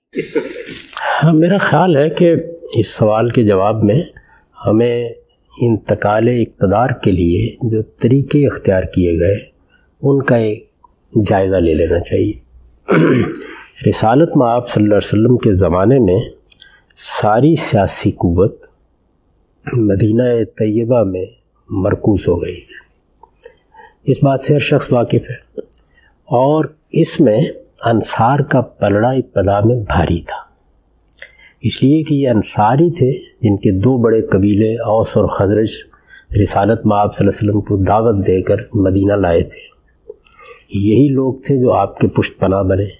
چنانچہ اگر آپ تاریخوں کا مطالعہ کریں تو ہر جگہ آپ کو یہ صراحت ملے گی کہ رسالت مآب صلی اللہ علیہ وسلم ابتدا میں زیادہ تر فیصلے انصار ہی کی رائے کی بنیاد پر کرتے تھے. اس کی بہت سی مثالیں ہیں. آخری زمانے میں آ کر صورتحال یہ نہیں رہی. میں اس بات کی وضاحت کرتا ہوں کہ سیاسی تغیر کیا ہوتا ہے. یعنی اگر مسلمانوں کی جو ریاست رسالت مآب صلی اللہ علیہ وسلم کی قیادت میں قائم ہوئی تھی وہ یثرب تک یا یثرب کی گرد و نواح تک محدود رہتی تو اقتدار شاید انصار کو منتقل کر دیا جاتا، اس لیے کہ وہاں سیاسی عصبیت انہی کو حاصل تھی. انہی کے دو بڑے قبائل تھے جو رسالت مآب صلی اللہ علیہ وسلم کی پشت پناہی کر رہے تھے، کرتے رہے تھے. لیکن یہ آپ جانتے ہیں کہ ایسا نہیں ہوا. یعنی آہستہ آہستہ پورا جزیرہ نما عرب مفتوح ہو گیا. فتح مکہ کے بعد جو نئی ریاست یا نئی سلطنت وجود میں آئی وہ پورے جزیرہ نما عرب تک پھیل گئی، اور پھر رسالت مآب صلی اللہ علیہ وسلم کے بعد اس میں وسعت ہونا شروع ہو گئی. جس کو سیاسی تغیر کہا جاتا ہے وہ یہی ہے کہ اس وقت آپ وسیع لوگوں کو اپنے دائرہ اقتدار میں لے آتے ہیں، سلطنت دور دور تک پھیل جاتی ہے. تو سوال یہ ہے کہ کیا وہاں صرف صحرائی تھے، کیا صرف نخلستانی تھے؟ انسان ہوں گے نا. میں اس تغیر کی ایک مثال قرآن مجید سے آپ کو دیتا ہوں. قرآن مجید نے یہ بیان کیا ہے کہ سچے اہل ایمان کے لیے اللہ تعالیٰ کی طرف سے ضابطہ یہ ہے کہ ان کے ایک آدمی 10 پر غلبہ پا لے گا اگر وہ ثابت قدم ہوں گے، ان میں سچا ایمان ہوگا، وہ غلبہ پا لیں گے. آپ یہ دیکھیے کہ یہ آیت کہاں ہے؟ سورہ انفال کے آخر میں ہے. بدر کا معرکہ ہے جس پر سورہ انفال میں تبصرہ کیا گیا ہے. یعنی بڑا ابتدائی زمانہ ہے، اور قرآن مجید اس کے فوراً بعد یہ کہتا ہے کہ الان خفف اللہ عنکم. اللہ تعالیٰ نے جو ذمہ داری ڈالی تھی 1:10 کی، اب اس میں کمی کر دی ہے، بوجھ ہلکا کر دیا ہے. کیا سبب ہے اس کا؟ علم ان فیکم ضعفا. اس لیے کہ اللہ تعالیٰ نے یہ جان لیا ہے کہ تمہارے اندر اب وہ قوت نہیں رہی. وہ کون سی قوت ہے جو کم ہوئی؟ یعنی یہ نہیں ہے کہ جو السابقون الاولون ہیں ان کے ایمان میں کمی آ گئی ہے، جلیل القدر صحابہ کرام کے ہاں کوئی کمزوری واقع ہو گئی ہے. نہیں، اب رسالت مآب صلی اللہ علیہ وسلم کی جو جماعت ہے، یعنی جو لوگ آپ کے ساتھ ہیں، وہ صرف سابقون پر مشتمل نہیں رہی، ان میں نئے لوگ شامل ہو گئے ہیں. تو جو قانون بنایا جائے گا یا ضابطہ بنایا جائے گا، وہاں دیکھیے شریعت کی یا آپ کہیے کہ قانون اتمام حجت کے تحت ایک ذمہ داری ڈالی جا رہی ہے. اسی لیے فرمایا نا کہ الان خفف اللہ عنکم. یعنی اللہ تعالیٰ 1:10 کی طاقت سے تمہیں مکلف ٹھہرا رہے تھے کہ تم باطل کے مقابلے میں اترو، پیغمبر کا ساتھ دو. اس سے پہلے یہ کہا ہے کہ حرض المومنین علی القتال. یعنی اب قتال کا موقع آ گیا ہے تو ان کو ترغیب دی جائے کہ یہ نکلیں اس قتال کے لیے. تو ایک ذمہ داری، ایک شرعی ذمہ داری یا اللہ تعالیٰ کی طرف سے ایک ذمہ داری ڈالی جا رہی ہے. اس ذمہ داری کے بارے میں یہ تبصرہ کیا جا رہا ہے کہ اب صورتحال وہ نہیں رہی. تو صورتحال میں تبدیلی یہاں جو آئی تو یہ خود رسالت مآب صلی اللہ علیہ وسلم کے زمانے میں آئی. نئے لوگ شامل ہو گئے ہیں، اور نئے لوگوں کے ہاں بحثیت مجموعی ایمان کی، تقوی کی، اللہ پر اعتماد کی وہ طاقت نہیں ہے جو طاقت جلیل القدر صحابہ کرام میں ہے، جو السابقون الاولون میں ہے، جو معرکہ بدر میں اترنے والوں میں تھی. اس لیے اللہ تعالیٰ نے بوجھ ہلکا کر دیا. آپ ذرا یہ دیکھیے کہ مدینہ تک میں نے عرض کیا کہ سیاسی قوت کا ارتکاز انصار میں ہے. جب سلطنت پھیل گئی ہے تو رسالت مآب صلی اللہ علیہ وسلم کی نسبت سے یہ بات تاریخوں میں نقل ہوئی ہے کہ آپ نے انصار کو بلا کر اور مہاجرین کو بھی، آخری زمانے میں ظاہر ہے یہ ہوا ہوگا، یہ فرمایا کہ میرے بعد اقتدار قریش کو منتقل ہو جائے گا. میں اس لیے اس کا حوالہ دے رہا ہوں کہ سقیفہ بنی ساعدہ میں اسی بنیاد پر فیصلہ ہوا ہے. یعنی وہاں جب لوگ جمع ہوئے ہیں تو فیصلے کی بنیاد کیا تھی؟ تاریخی واقعات میں اس وقت نہیں جا رہا. یعنی لوگ جمع ہو گئے، سیدنا ابوبکر صدیق بھی وہاں چلے گئے، سیدنا عمر بھی چلے گئے. وہاں پر سیدنا ابوبکر صدیق نے جو تقریر کی ہے اور جس کے بعد فیصلہ ہو گیا، اس میں اسی واقعے کا حوالہ دیا ہے. یعنی رسالت میں آپ صلی اللہ علیہ وسلم نے فرمایا کہ میرے بعد قریش کو اقتدار منتقل ہو جائے گا. سوال یہ ہے کہ قریش کو کس اصول پر منتقل ہوگا؟ کیا اس اصول کے اوپر منتقل ہوگا کہ وہ رسالت میں آپ صلی اللہ علیہ وسلم کا قبیلہ ہے؟ آپ نے اس کا جواب دیا ہے اور یہ کہا کہ الناس تبع لقریش فی ھذا الشان. اس معاملے میں لوگ قریش کے پیرو ہیں، یعنی قریش کو لیڈرشپ حاصل ہے. مسلمہم لمسلمہم و کافرہم لکافرہم، یعنی وہ جو ایک سیاسی عصبیت ہوتی ہے وہ پورے جزیرہ نما عرب میں. تبدیلی کیا آئی ہے؟ تبدیلی یہ آئی ہے کہ ریاست جو کچھ بھی اس زمانے کی ریاست ہے، ظاہر ہے کہ ایک قبائلی تمدن میں ایک ریاست ابھر رہی ہے، تو جو کچھ بھی وہ ریاست ہے وہ مدینے کے حدود یا یثرب کے حدود یا یثرب کے نواح تک محدود نہیں رہی. وہ چونکہ اب پورے جزیرہ نما عرب تک وسیع ہو گئی ہے، تو اب جو سیاسی تغیر آ گیا ہے اس کے لحاظ سے فیصلہ ہوگا نا. وہ سیاسی تغیر کیا آیا؟ اب پورے عرب کے لیے قیادت کا فیصلہ کرنا ہے. جب پورے عرب کے لیے قیادت کا فیصلہ کرنا ہے تو کس اصول پر ہوگا؟ یہ اصول کو سمجھنے سے پہلے یہ جان لیجئے کہ قرآن مجید کیا کہہ چکا ہے. وہ یہ بات تو واضح کر چکا ہے کہ امرہم شورا بینہم، یعنی مسلمانوں کا نظم اجتماعی ان کی رائے پر مبنی ہوگا. اس میں نہ تلوار فیصلہ کن ہوگی، نہ کوئی قبیلہ فیصلہ کن ہوگا، نہ کوئی خاندان فیصلہ کن ہوگا، نہ کسی خاص شخصیت تعلق کی بنیاد پر اقتدار منتقل کیا جائے گا، بلکہ امرہم شورا بینہم. یہ اصول قائم کر دیا گیا ہے، لیکن اس اصول کو قائم کر دینے کے بعد اس کو کسی زمین پر روبہ عمل ہونا ہے. یعنی جب آپ کہتے ہیں کہ لوگوں کی رائے کی بنیاد کے اوپر حکومت قائم ہوگی، امرہم شورا بینہم کے اور کوئی معنی نہیں ہے. یعنی مسلمانوں کے ہاں کسی کو کوئی استحقاق نہیں، نہ علماء کو، نہ فلسفیوں کو، نہ کسی خاص طبقے کو، نہ کسی خاص گروہ کو. امرہم شورا بینہم، یعنی انہی کے مابین رائے اور مشورے سے فیصلہ ہو جائے گا. تمام معاملات اسی اصول پر طے ہوں گے. تو انتقال اقتدار کے بارے میں تو یہ اصول قائم کر دیا گیا کہ وہ جمہوری طریقے سے ہوگا، لوگوں کی رائے کی بنیاد پر ہوگا. میں نے اس پر بڑی تفصیل سے بحث کی ہے. اس پر مولانا سید ابو اللہ صاحب مودودی نے سب سے اچھی بحث کی ہے تفہیم القرآن میں. اس کو بھی اگر آپ دیکھ لیں تو وہ بالکل واضح کر دیا ہے انہوں نے، اور مجھے پورا اتفاق ہے ان سے کہ اس میں در حقیقت ہر لحاظ سے لوگوں کی رائے پر فیصلے کو منحصر قرار دے دیا گیا ہے. اور جب لوگوں کی رائے پر فیصلے کو منحصر قرار دے دیا گیا ہے تو اس کا لازمی نتیجہ کیا ہے؟ اکثریت کی رائے فیصلہ کن ہو جائے گی. یہ ظاہر ہے کہ اس کی کرولری ہے. جس وقت آپ کہیں گے کہ اس معاملے کا فیصلہ 10 آدمیوں کو کرنا ہے تو ان کے مابین اگر اتفاق ہو گیا تو بہت اچھی بات ہے. اگر نزاع ہے تو پھر اکثریت کی رائے فیصلہ کن ہو جائے گی. جمہوریت کیا ہے؟ اکثریت کی رائے کی بنیاد پر حکومت کا قیام. یعنی لوگوں کو آپ آزادی دیں، رائے کی آزادی دیں، فکر کی آزادی دیں، اظہار کی آزادی دیں، اور پھر ان کی رائے پر فیصلہ کر لیں. اگر آپ یہ کہتے ہیں کہ فلاں خاندان حکومت کرے گا، فلاں طبقہ حکومت کرے گا، فلاں گروہ حکومت کرے گا، فلاں شخص کے موالی حکومت کریں گے، تو اصول دوسرا ہوا نا. امرہم شورا بینہم میں تو یہی ہونا ہے کہ لوگوں کی رائے پر. لیکن لوگوں کی رائے کی بنیاد پر اب فیصلے جو کچھ بھی کیے جائیں گے وہ ظاہر ہے کہ اس تمدن کے لحاظ سے ہوں گے.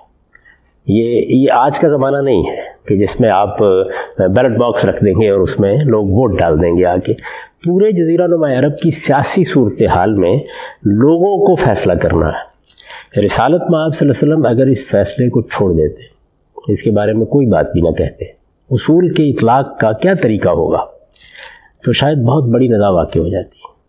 تو آپ نے ایک اصولی اطلاق واضح فرما دیا. یعنی 2 گروہ ہیں، ایک انصار ہیں اور دوسرے قریش ہیں یا مہاجرین جن کو کہا جا رہا ہے. گویا اس زمانے میں جس طرح آج ہم کہتے ہیں نا کہ ہمارے ملک میں 3 بڑی سیاسی جماعتیں ہیں، تو گویا 2 بڑی سیاسی قوتیں موجود ہیں. اگر آپ یثرب کے لحاظ سے دیکھیں تو انصار، اور اگر پورے جزیرہ نما عرب کے لحاظ سے دیکھیں تو مہاجرین قریش. یہ 2 قوتیں موجود ہیں. اب ان دونوں قوتوں میں قضیہ ہو سکتا ہے، نزاع ہو سکتی ہے. اس میں آپ نے یہ فرمایا کہ میرے بعد قریش کو اقتدار منتقل ہو جائے گا. اصول کیا ہے؟ وہی امرہم شورا بینہم کا اصول. اطلاق کرنا ہے نا اس کا. قبائلی معاشرے میں اس کا اطلاق کرنا ہے، آج کے زمانے میں نہیں کیا جا رہا، قبائلی معاشرے میں اس کا اطلاق کرنا ہے، تو آپ نے فرمایا کہ قریش کو اس سے پہلے بھی قیادت حاصل تھی اور اب بھی قیادت انہی کے پاس ہے۔ جزیرہ نما عرب کے لوگ انہی کی حکومت سے، انہی کی سیادت سے، انہی کی قیادت سے واقف ہیں۔ جیسا کچھ بھی قبائلی نظم جزیرہ نما عرب میں تھا، اس میں یہ قریشی کی حیثیت تھی۔ آپ یہ دیکھیے کہ جو ارشادات نقل ہوئے ہیں ان میں ایک ایک بات کو آپ نے واضح فرمایا ہے۔ میں نے ابھی آپ سے عرض کیا کہ فرمایا کہ الناس تبع قریش فی ھذا الشأن، یعنی قریش اس معاملے میں سردار ہیں اور لوگ انہی کی اتباع کرتے ہیں، انہی کی پیروی کرتے ہیں، انہی کے پیچھے چلتے ہیں، انہی کی قیادت کو تسلیم کرتے ہیں۔ اس میں یہ سوال پیدا ہوتا ہے کہ کیا اسلام کے بعد بھی فرمایا مسلم ہم لمسلم و کافر ہم لکافر، کہ جو صورتحال کفر میں تھی وہی صورتحال اسلام میں بھی ہے۔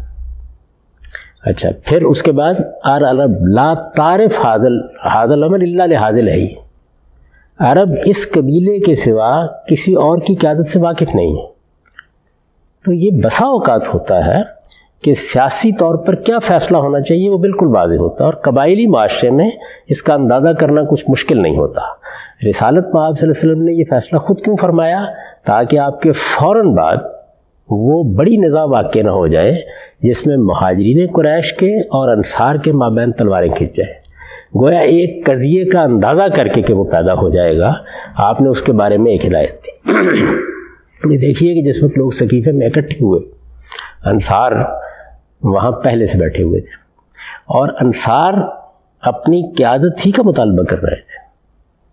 کسی بھی گروہ میں جب عصبیت کا احساس ہوتا ہے، طاقت کا احساس ہوتا ہے یا لیڈرشپ اس کے ہاں موجود ہوتی ہے، تو فطری طور پر وہ یہ چاہتا ہے کہ اقتدار میرے پاس آئے۔ میں یہاں اس سے پہلے بھی توجہ دلا چکا ہوں کہ اسلام کو اس پر کوئی اعتراض نہیں ہے، یعنی جس چیز کو ناپسند کیا گیا ہے وہ یہ ہے کہ کوئی گروہ یا کوئی فرد اقتدار کا حریص ہو جائے۔ میں یہ سمجھتا ہوں کہ میں فلاں خدمت انجام دے سکتا ہوں تو میں پیش کروں گا اپنے آپ کو۔ تو انصار یہ سمجھتے تھے کہ انہوں نے رسالت میں آپ صلی اللہ علیہ وسلم کا ساتھ دیا ہے، آپ ان کی دعوت پر یہاں آئے ہیں، وہی پشتیبان رہے ہیں اس سارے پیغام کے، بہت سی جنگیں لڑی گئی ہیں جس میں انہوں نے اپنے جان مال آبرو ہر چیز کو خطرے میں ڈالا ہے، تو ظاہر ہے کہ ایک پس منظر تھا ان کا، اور مدینے میں ان کو ایک طرح کی عصبیت بھی حاصل ہے۔ تو اس عصبیت کی بنیاد پر انہوں نے یہ چاہا کہ اقتدار اب رسالت میں آپ صلی اللہ علیہ وسلم کے بعد ان کو حاصل ہو جائے۔ ان کے بڑے لیڈر سعد بن عبادہ اس وقت موجود تھے، بڑی ہی زوردار تقریریں ہو رہی تھیں۔ اب سیدنا ابو بکر صدیق جب تقریر کرنے کے لیے کھڑے ہوئے ہیں تو انہوں نے تقریر کرتے وقت انصار کی خدمات کا اعتراف کیا، بہت اچھی تقریر کی، اور اس کے بعد سعد بن عبادہ سے یعنی لیڈر سے پوچھا، جو رہنما وہاں موجود ہے ان میں سب سے بڑے آدمی سعد بن عبادہ ہیں، انہی کی قیادت کا مسئلہ بھی زیر بحث ہے، اور ان سے پوچھا انہوں نے کہ سعد تمہیں یاد ہے یہ تم موجود تھے، بیٹھے ہوئے تھے، رسالت میں آپ صلی اللہ علیہ وسلم نے اس وقت یہ فیصلہ کیا تھا۔ اور پھر یہ جو میں نے آپ کو عبارات سنائی ہیں یہ اصل میں اسی موقع پر سامنے آئی۔ روایت کون کر رہے ہیں؟ سیدنا ابو بکر صدیق۔ تصدیق کون کر رہا ہے کہ یہ رسالت میں آپ صلی اللہ علیہ وسلم کا فیصلہ ہے؟ سعد بن عبادہ، یعنی ان کے الفاظ ہیں لقد علمت یا سعد تمہیں معلوم ہے، جانتے ہو۔ رسول اللہ نے فرمایا تھا انت قائد، آپ وہاں بیٹھے ہوئے تھے۔ اچھا، اب یہ دیکھیے صحابہ کرام کا کردار کیا ہے، یعنی اس موقع کے اوپر کہ انصار اپنے لیے قیادت کا مطالبہ کر رہے ہیں، اس موقع پر کہ سعد بن عبادہ ان کے رہنما ہیں، اگر ان کا یہ مطالبہ تسلیم کر لیا جائے تو قیادت ان کے پاس جائے گی۔ میں آپ کوئی اور ہوتا تو ہو سکتا ہے کہ اس کمزوری میں مبتلا ہو جاتا کہ انکار کر دیتا، لیکن رسول اللہ صلی اللہ علیہ وسلم کے بارے میں صحابہ کی زبان سے غلط بات نہیں نکلتی۔ اسی اصول کو محدثین نے پھر بعد میں ایک قاعدے کی صورت دے دی کہ صحابہ تو کلہم عدول، یعنی وہ رسالت میں آپ صلی اللہ علیہ وسلم کی نسبت سے کبھی جھوٹ نہیں بولتے۔ سیدنا ابو بکر صدیق نے یہ سوال کیا، انہوں نے کہا آپ درست کہہ رہے ہیں، یعنی راوی بھی دیکھیے کون ہے اور تصدیق کرنے والا بھی کون ہے، تو تصدیق کر دی انہوں نے کہا ٹھیک ہے ایسا ہی ہوا تھا۔ اس کے بعد پھر انصار نے، ظاہر ہے کہ وہ رسول اللہ پر ایمان لائے تھے، اس کے بعد انصار نے پھر اپنے لیڈر کی طرف بھی نہیں دیکھا۔ چنانچہ نزاع کو ختم کر دینے کے لیے سیدنا عمر رضی اللہ عنہ نے جب بیعت کے لیے آگے بڑھ کر سیدنا ابوبکر کا ہاتھ پیش کر دیا تو انصار بھی ٹوٹ پڑے بیعت کرنے کے لیے۔ یہ معلوم ہے کہ ایک بڑا خطبہ ہے وسیع جس میں سیدنا عمر نے یہ بتایا ہے کیا ہوا تھا اس موقع کے اوپر، اس کو ضرور پڑھنا چاہیے ہر شخص کو۔ اس میں انہوں نے پوری وضاحت کی ہے۔ انہوں نے یہ بتایا ہے کہ بھائی وہاں پر ایک نزاع برپا ہو گئی تھی، ایک اقلیتی گروہ اقتدار کا مطالبہ کر رہا تھا، بات وہاں تک پہنچ گئی تھی کہ وہ یہ کہہ رہے تھے کہ منا امیر و منکم امیر، ایک شخص تم میں سے حکمران بن جائے، ایک ہم میں سے حکمران بن جائے۔ ظاہر ہے کہ یہ چیز تو کسی اقتدار میں بھی قبول نہیں کی جا سکتی۔ اس صورتحال میں جب میں نے یہ دیکھا کہ سیدنا ابوبکر صدیق کی تقریر کے نتیجے میں مسئلہ واضح ہو گیا ہے، یعنی یہ معلوم ہو گیا ہے کہ اقتدار قریش کو جانا ہے، یعنی یوں سمجھ لیجئے کہ دو پارٹیوں میں نزاع ہے، جیسے ہمارے ہاں مسلم لیگ میں اور تحریک انصاف میں نزاع ہے یا پیپلز پارٹی میں نزاع ہے، تو یہ طے ہو گیا ہے کہ اکثریت کی تائید مثال کے طور پر پیپلز پارٹی کو حاصل ہے، یہ طے ہو گیا ہے۔ اب اگر پیپلز پارٹی میں کوئی ایسی شخصیت موجود ہے کہ جس شخصیت کے بارے میں دو رائے نہیں ہو سکتی، تو وہ کہتے ہیں کہ وہ سیدنا ابوبکر تھے۔ چنانچہ انہوں نے بتایا ہے کہ بھائی سیدنا ابوبکر صدیق کوئی معمولی شخصیت نہیں تھے، تختہ العناق ہے، ان کے سامنے لوگوں کی گردنیں جھک جاتی تھیں۔ میں نے پچھلی دفعہ یہ مثال دے کے بتایا تھا کہ ہر گروہ میں، ہر پارٹی میں بعض اوقات بڑی غیر معمولی شخصیات ہوتی ہیں، جیسے جماعت اسلامی میں مولانا سید اللہ صاحب مودودی تھے، پیپلز پارٹی میں ذوالفقار علی بھٹو صاحب تھے، مسلم لیگ میں قائد اعظم۔ تو ایسی غیر معمولی شخصیات کے بارے میں یہ اعتماد ہوتا ہے کہ کوئی ان سے اختلاف نہیں کرے گا۔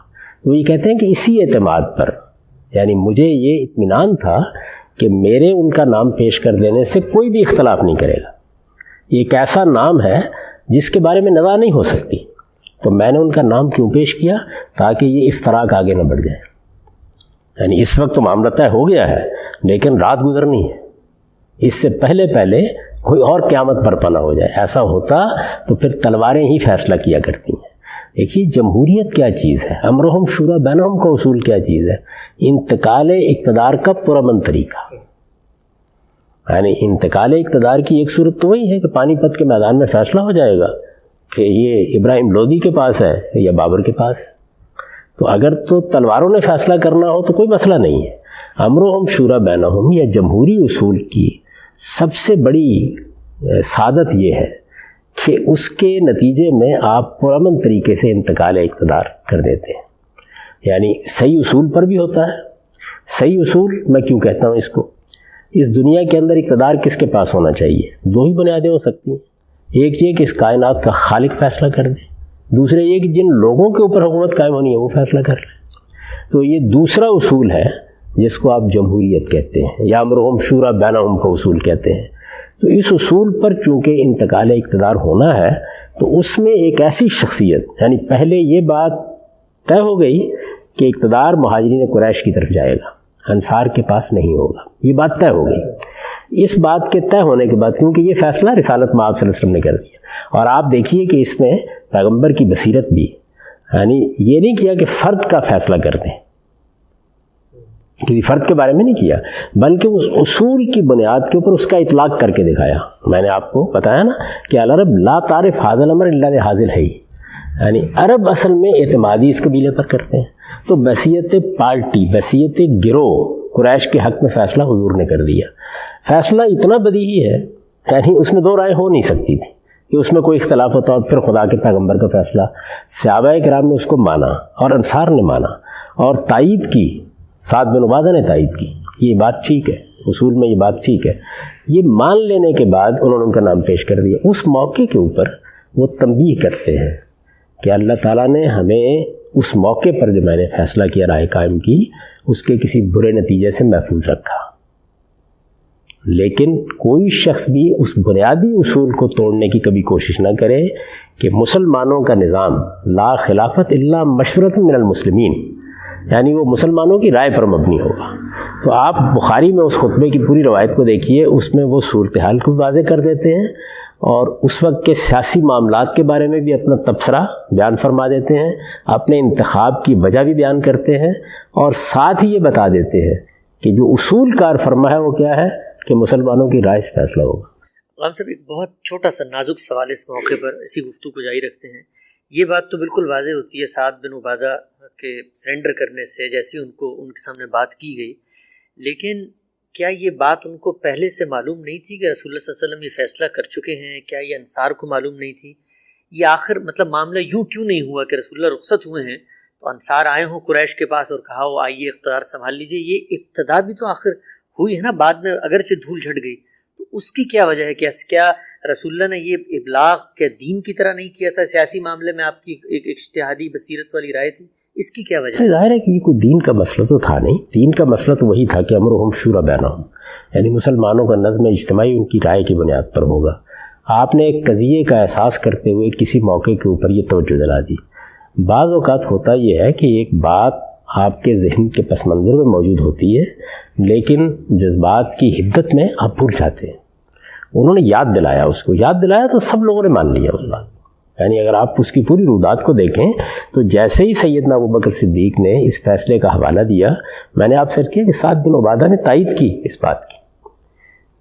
اب اس کے بعد بھی ایک سوال پیدا ہوتا ہے اور وہ یہ ہے کہ قریشی کے حق میں فیصلہ ہو گیا، قریش کے اندر سے کیا لوگوں سے یہ توقع نہیں کی جا سکتی تھی کہ وہ انصار کی خدمات کا اعتراف کرتے ہوئے انصاری کسی لیڈر کو حکمران بنا لے؟ یہ ہو سکتا تھا۔ میں اس کی تائید میں سیدنا عمر کا ایک قول پیش کر دیتا ہوں۔ انہوں نے کہا کہ اگر معاذ بن جبل ہوتے تو ہم ان کو نامزد کر دیتے، ظاہر ہے کہ وہ انصار میں سے۔ تو ایسا ہوتا ہے بعض اوقات کہ بڑی غیر معمولی کوئی شخصیت کسی دوسرے گروہ میں ہے، اتفاق ہو گیا، آپ نے اس کو قبول کر لی۔ یہ خود یہ بات بتا رہی ہے کہ صحابہ کرام کس جگہ سے معاملات کو دیکھیں۔ اقتدار کی حرص نہیں ہے، اقتدار کی حرص نہیں ہے، حقائق کا انکار کرنے کا کوئی سوال نہیں ہے، اور ہر ایک کی یہ خواہش ہے کہ افتراق پیدا نہ ہونے پائے۔ تو میں یہ عرض کر رہا ہوں کہ اس طرح وہی اصول ہے امرہم شورا بینہم کا، جس کا اس وقت کے لحاظ سے جو تمدن، جو حالات اس وقت میسر تھے، اس میں اس کا اطلاق کیا گیا۔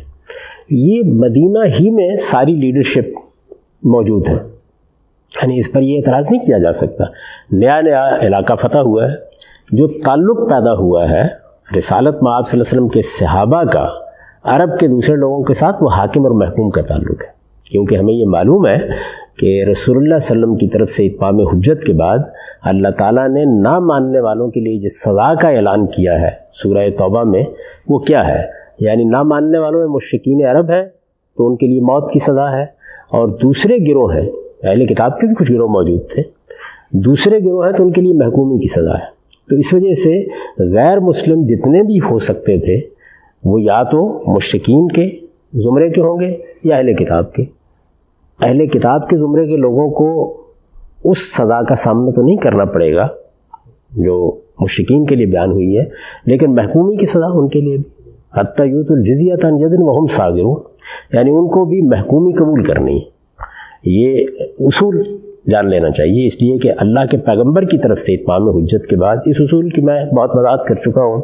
اس کا تو کوئی سوال نہیں ہے کہ وہاں کوئی قومی ریاست قائم ہونی ہے، یعنی جو تعلق پیدا ہونا ہے صحابہ کے درمیان، حضور پر ایمان لانے والوں کے اور دوسروں کے حاکم محکوم کا تعلق ہے۔ تو صحابہ کرام کی جو جمعیت ہے حضور صلی اللہ علیہ وسلم پر ایمان لانے والوں کی، اس میں جتنی بھی قیادت ہے وہ ساری مدینہ میں جمع ہو چکی ہے، کیونکہ حضور نے یہ بتا دیا تھا کہ لوگ جہاں جہاں بھی ہیں وہ یہاں آ جائیں۔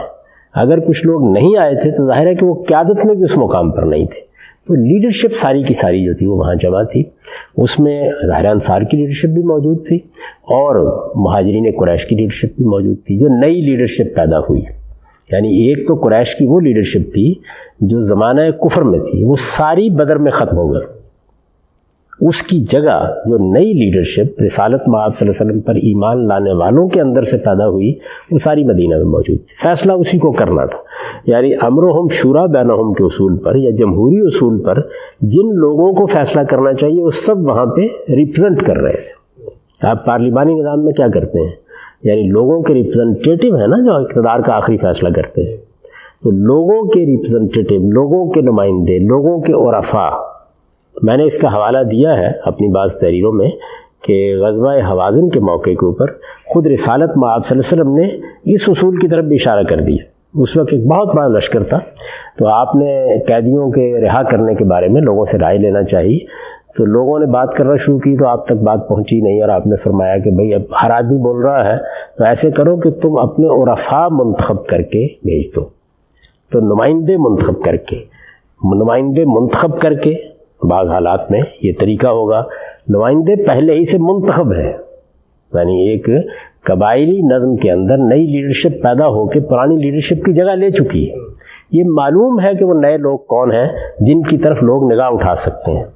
اس میں جب اس اصول کا اطلاق کر دیا گیا کہ قریش کی جمعیت اور قریش کی عصبیت اس وقت پورے عرب کی عصبیت ہے، لوگوں کی تائید انہیں کو حاصل ہے۔ عصبیت کیا چیز ہے؟ یعنی لوگوں کی بہت بڑی تعداد محبت رکھتی ہے، تعلق رکھتی ہے، پشت پناہی کرتی ہے، ان کی قیادت تسلیم کرنے کے لیے تیار ہے، اسی کو عصبیت کہا جائے گا۔ تو یہ چیز ہے جس کی بنیاد پر رسالت مآب صلی اللہ علیہ وسلم نے فیصلہ کر دیا، یعنی امرہم شورى بینہم کے اصول کا ایک قبائلی معاشرے میں جب آپ اطلاق کریں گے، آج کے زمانے میں بھی اسی طرح کریں گے۔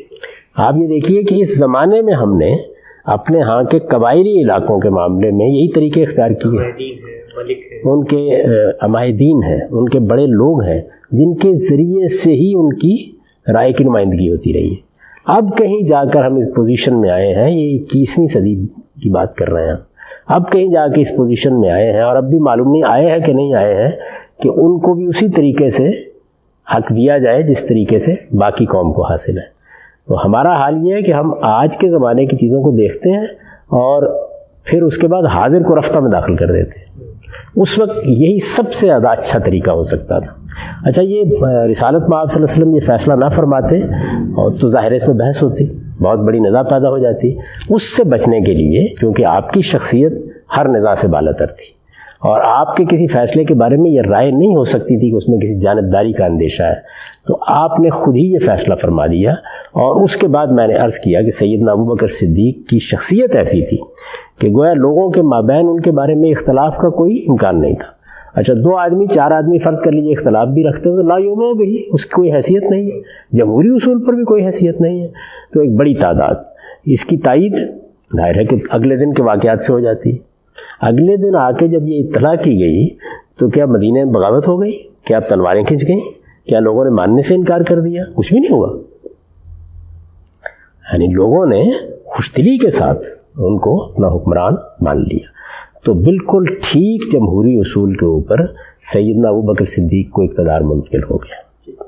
اب اس میں یہ ذہن میں رکھیے کہ جمہوری اصول کے اوپر جب میں کہتا ہوں تو پہلی چیز کیا ہے، پورے جزیرہ نما عرب میں جس گروہ کو لوگوں کی تائید حاصل ہے اس گروہ کو اقتدار منتقل ہوا ہے، اس گروہ کو۔ وہ کون ہے؟ مہاجرین قریش۔ اس گروہ کی ساری قیادت اس پس منظر میں، یعنی رسالت مآب صلی اللہ علیہ وسلم کی دعوت اٹھی، آپ مدینہ میں آئے، وہ دارالہجرت قرار پایا، اس پس منظر میں ساری قیادت مدینہ ہی میں موجود ہے۔ جو قیادت پہلے تھی قریش کی وہ ختم ہو چکی ہے، یعنی پارلیمنٹ مدینہ میں ہے آج کے زمانے کے لحاظ سے دیکھیں، یعنی وہ ساری قیادت جو پہلے تھی وہ معرکہ بدر میں ختم ہو گئی ہے، اور نئی قیادت جو پیدا ہوئی ہے وہ ساری پہلے سے وہی موجود ہے، اسی کو فیصلہ کرنا ہے۔ تو امرہم شورى بینہم کے ہر اصولی اطلاق کے لحاظ سے بالکل ٹھیک قاعدے کے مطابق سیدنا ابوبکر صدیق کو حکومت منتقل ہو گئی۔ اس وجہ سے جب لوگ یہ کہتے ہیں نا کہ دیکھیے وہ تو ایک چبوترے پر لوگ بیٹھے ہوئے تھے، انہوں نے منتخب کر لیا، ایسا نہیں ہے۔ پارلیمانی پارٹی کا بھی اگر آج مثال کے طور پر اس وقت ہمارے وزیر اعظم دنیا سے رخصت ہو جائیں تو جس پارٹی کے پاس اقتدار ہے اسی کی پارلیمانی گروہ کو مل بیٹھ کے فیصلہ کرنا ہے۔ وہ ہو سکتا ہے کہ بنی گالہ میں فیصلہ کر رہے ہوں بیٹھ کے، ہو سکتا ہے کہ کسی چبوترے پر بیٹھ کے فیصلہ کر رہے ہوں، ہو سکتا ہے کسی ہوٹل میں بیٹھ کے فیصلہ کر رہے ہیں، لیکن کیا وہ فیصلہ نمائندگان کا فیصلہ نہیں ہوگا، ریپرزنٹیٹیوز کا فیصلہ نہیں ہوگا؟ تو اصل میں بات یہ ہے کہ اس موقع کے اوپر بھی بالکل اسی طریقے سے ایسا ہوا ہے۔ میں پھر توجہ دلا دوں کہ جو اصول ہیں، یعنی یہ اصول کہ فیصلے کی بنیاد امرہم شورى بینہم ہے، اس کا اطلاق آپ ان حالات میں کریں گے جو آپ کو میسر ہے۔ آج کے حالات میں اس کا اطلاق اور طریقے سے ہوگا، قبائلی تمدن میں اور طریقے سے ہوگا، کسی اور معاشرے میں اور طریقے سے ہوگا۔ ہم اس وقت انتخابات کی بات کرتے ہیں، اس میں آپ بیلٹ باکس رکھتے ہیں، اس میں ایک الیکشن کمیشن بناتے ہیں، اس کے بعد یہ سب ہوتا ہے۔ ممکن ہے کہ ٹیکنالوجی کا ایسا انقلاب برپا ہو کہ 15-20 سال کے بعد ہم بالکل ہی اور طریقے سے یہ انتخاب کر رہے ہیں۔ تو طریقہ اہم نہیں ہے، وہ اصول کیا ہے، پرنسپل کیا ہے جس کی بنیاد پر فیصلہ ہو رہا ہے، وہ امر شورا بینہم ہے۔ اور میں نے عرض کیا کہ سیدنا عمر رضی اللہ عنہ نے جو خطبہ دیا ہے وضاحت کرنے کے لیے، اس میں پھر ایک مرتبہ اس اصول کو مؤکد کیا ہے کہ یہ بات یاد رکھو کہ لا خلافت الا مشورۃ من المسلمین، یعنی مسلمانوں کے رائے سے خلافت کا انعقاد ہونا ہے، یہ طے شدہ اصول ہے۔ اس کا ظہور کیسے ہوگا، اطلاق کیسے ہوگا، جو حالات میسر ہوں گے۔ اب دوسرے انتخاب پر آئیے، اس میں بھی بہت اطمینان سے لوگ یہ کہہ دیتے ہیں کہ یہ تو ایسے ہی ہے جیسے کہ ولی عہد مقرر کیا جاتا ہے۔ سیدنا ابوبکر صدیق نے سیدنا عمر کو نامزد کر دیا، ایسا نہیں ہوا، یعنی بالکل وہی قاعدہ اختیار کیا گیا ہے جو قاعدہ اس سے پہلے ہم زیر بحث لا چکے ہیں۔ سیدنا ابوبکر صدیق کا آخری وقت آیا ہے تو انہوں نے تمام بڑے لیڈروں کو بلایا ہے۔ آپ جو ہمارے ہاں تاریخ کی اولین کتابوں میں شمار ہوتی ہے طبقات ابن سعد، صرف اس کو نکال لیجئے اور اس میں وہ ساری رودات پڑھ لیجئے، یعنی یہاں پھر دیکھیے جو بات بیان کی جاتی ہے وہ بالکل سادگی سے بیان کر دی جاتی ہے کہ انہوں نے نامزد کر دیا۔ انہوں نے نامزد نہیں کیا، انہوں نے نام پیش کیا، یعنی لوگوں سے رائے لی کہ میں اپنے بعد اگر عمر کو نامزد کروں تو تم کیا کہتے ہو۔ وہ تقریریں موجود ہیں جو لوگوں نے کی ہیں۔ لوگوں نے کہا کہ آپ جن کا نام لے رہے ہیں ان کا باطن ان کے ظاہر سے زیادہ پسندیدہ ہے۔ کچھ لوگوں نے اعتراض بھی کیا ہے، طبیعت پہ کچھ خشونت ہے، انہوں نے اعتراضات کا جواب دیا ہے۔ سارے لیڈر جو مہاجرین و انصار کے ہیں ان سب سے انہوں نے مشورہ کیا، بلکہ انصار کے بعد لیڈروں سے خاص طور پر مشورہ کیا ہے۔ مشورہ کرنے کے بعد جب ان کو یہ اندازہ ہو گیا کہ اس وقت قریش کے جو بڑے لیڈر یہاں موجود ہیں، اور ظاہر ہے کہ سیاسی حالات میں کوئی بڑا تغیر نہیں آیا تھا، جتنے لیڈر بھی یہاں موجود ہیں ان کی اکثریت آپ کہہ سکتے ہیں، بلکہ اتفاق رائے وہ سب کے سب مطمئن ہیں۔ تب انہوں نے اپنی وصیت لکھوائی، ان کا نام پیش کر کے وہ خط لکھا اور یہ کہا کہ یہ کل لوگوں کو پڑھ کے سنا دیا جائے، اس کے بعد وہ بیعت کر لیں۔ یعنی یہ معاملہ بھی بالکل اس طریقے سے ہوا ہے۔ ہمارے آج کے زمانے میں بھی اس سے مختلف کیا ہوگا، پارلیمانی پارٹی فیصلہ کر دے، یعنی ایسا ہی ہوگا نا۔ اگر فرض کر لیجئے کہ حکمران دنیا سے رخصت ہو گیا ہے تو کسی نئے انتخابات کا سوال نہیں ہوگا۔ یہاں تو اب ہم نے 5 سال کی مدت مقرر کی ہوئی ہے، ورنہ تو اگر آپ بالکل سادگی سے قبائلی ماحول میں چلے جائیں تو بھائی جب سیاسی حالات میں تغیر ہوگا تو ہو جائے گا، لیکن جب تک نہیں ہے تو جس گروہ کے بارے میں ابھی تک یہ اطمینان ہے کہ پورے عرب میں اسی کی سیادت قائم ہے وہی فیصلہ کرے گا، اس کی لیڈرشپ وہی موجود ہے اور وہ فیصلہ کر رہی ہے جو فیصلہ انہوں نے کیا۔ تو سیدنا عمر کے بارے میں بھی بالکل اسی اصول کا اطلاق کیا گیا، یعنی لیڈروں نے اپنی رائے دی ہے، تقریریں کی ہیں، اپنی پسندیدگی کا اظہار کیا ہے۔ سیدنا عثمان کی تقریر موجود ہے، اس میں سیدنا اسید کی تقریر موجود ہے اور بعض لیڈروں کی ہے۔ مہاجرین و انصار کے تمام بڑے لوگوں سے مشورہ کرنے کے بعد انہوں نے یہ رائے قائم کی۔ ایسے ہی آج کے زمانے میں بھی کیا جائے گا۔ اب یہ دیکھیے کہ سیدنا عمر رضی اللہ عنہ کا غیر معمولی دور جب ختم ہوا، اور ظاہر ایک بڑے حادثے پر ختم ہوا اس لیے کہ ان کو بھی شہید کر دیا گیا، تو انہوں نے جو 2-4 دن زندگی کی مہلت پائی، اس کے دوران میں کیا کیا ہے آپ دیکھیے، وہاں پر بھی بالکل وہی صورتحال ہے۔ وہ یہ کہتے ہیں کہ اس وقت 6 لوگ ہیں لیڈرشپ جن میں منحصر ہو گئی ہے۔ میں یہاں پھر عرض کر دوں کہ پہلی غلط فہمی جو عام طور پر لوگوں میں وہ یہ کہ سقیفہ میں بیٹھ کے ایک فیصلہ کر دیا گیا، وہ فیصلہ بھی صحیح سیاسی اصول پر ہوا ہے، امرہم شورا بینہم ہی کو پس منظر میں رکھ کے ہوا ہے۔ دوسرے انتخاب کے بارے میں کہا جاتا ہے کہ وہاں تو انہوں نے نامزد کر دیا، وہ نامزدگی اس طرح نہیں ہوئی جس طرح خیال کیا جاتا ہے کہ بس میں نے نامزد کیا اور اس کے بعد کسی کو حکمران بنا دیا گیا۔ اس کے لیے رائے لی گئی ہے، مشورہ لیا گیا ہے، کوئی اعتراض ہوا ہے تو اس کا جواب دیا گیا ہے، اور تمام بڑے لیڈروں نے اتفاق کیا ہے اس نامزدگی سے، اس کے بعد ان کا نام پیش کیا گیا ہے۔ تیسرے معاملے میں عرض کر رہا ہوں کہ سیدنا عمر رضی اللہ عنہ کیا کہہ رہے ہیں. اس میں بھی یہ تاثر کیا جاتا ہے کہ انہوں نے 6 آدمیوں کی شورا بنا دی. ایسا نہیں ہے. انہوں نے یہ کہا ہے تم 6 لوگ ہو کہ جن کو لوگ لیڈرشپ کے لیے دیکھتے ہیں. 6 کینڈیڈیٹس ہیں. 6 لوگ ہو تم جن کی طرف لوگ لیڈرشپ کے لیے دیکھ سکتے ہیں. یعنی اگر کوئی اختلاف ہونا ہے تو تمہارے درمیان ہی ہونا ہے. یعنی یا سیدنا علی کے حامی ہوں گے, یا سیدنا عثمان کے حامی ہوں گے, یا عبد الرحمن بن عوف رضی اللہ عنہ کے حامی ہوں گے, یا حضرت سعد بن وقاص کے حامی ہوں گے, یا حضرت طلحہ کے حامی ہوں گے, یا حضرت زبیر کے حامی ہوں گے. تو انہوں نے فرمایا کہ یہ معاملہ تم 6 ہی میں ہے, جو ہونا ہے تمہارے اندر ہی ہونا ہے. ایسے یہ نا کہ جیسے مثال کے طور پر آپ مسلم لیگ کے بڑے لیڈروں کو سامنے رکھ لیں اور یہ کہیں گے جو معاملہ ہے تمہارے اندر ہی ہے. ایک زمانے میں ہمارے یہاں انتخابات ہوئے تو اس میں جنیجو صاحب بھی تھے, جتوئی صاحب بھی تھے, نواز شریف صاحب بھی تھے. تو اب گویا جو ہونا ہے 3 لوگوں میں ہونا ہے. یہ صورتحال ہے. یعنی آپ اگر سادگی سے اس بساط کو دیکھیں, اب یہ 6 لوگ ہیں, یہ کوئی شورا نہیں ہے, بلکہ وہ کہہ رہے ہیں کہ تم آپس میں فیصلہ کرو. کس بات کا فیصلہ کرو؟ کیا تم کسی ایک آدمی پر راضی ہو جاتے ہو؟ جس پر تم راضی ہو جاؤ گے لوگ راضی ہو جائیں گے, کیونکہ لوگ تمہارے پیچھے ہیں.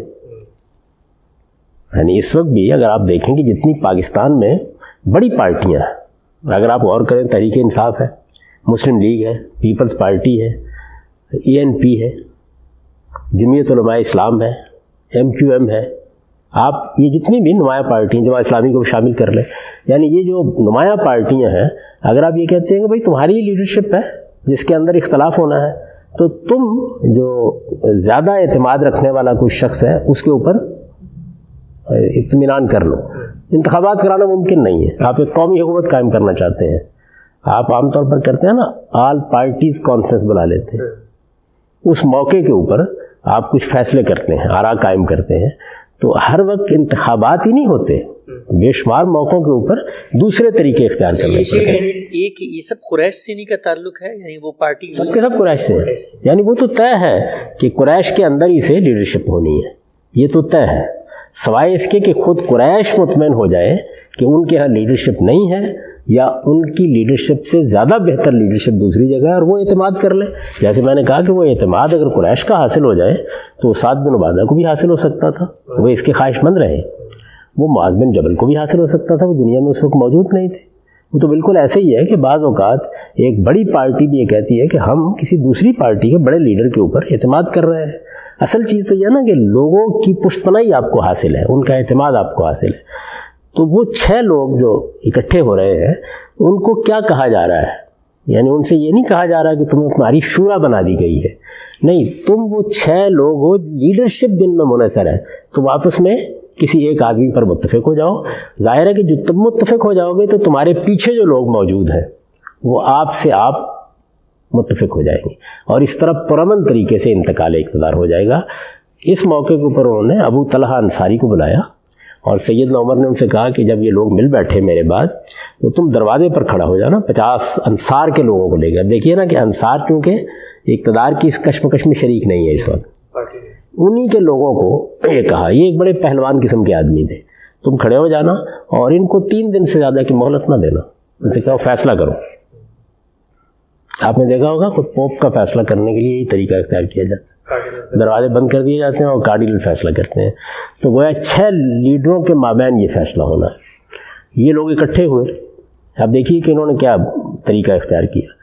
عبد الرحمن بن عوف رضی اللہ عنہ بہت ہی سیاسی بصیرت رکھنے والے بزرگوں میں سے اگر آپ ان کی زندگی کا مطالعہ کریں تو انہوں نے کہا کہ بھائی سب سے پہلے تو یہ ہے کہ ہم 6 ہیں, تعداد کم کرنی چاہیے, تو ایک ایک کے حق میں دستبردار ہو جائے. اب ان کے اس دعوت کے اوپر ایک ایک حق میں دستبردار وہ 3 لوگ رہ گئے, یعنی ایک سیدنا علی, ایک سیدنا عثمان, اور ایک خود عبد الرحمن بن عوف. تو اب گویا معاملہ حضرت عمر نے کہا تھا 6 لوگوں پہ منحصر ہے, 3 میں رہ گیا, کم ہو گئے لوگ.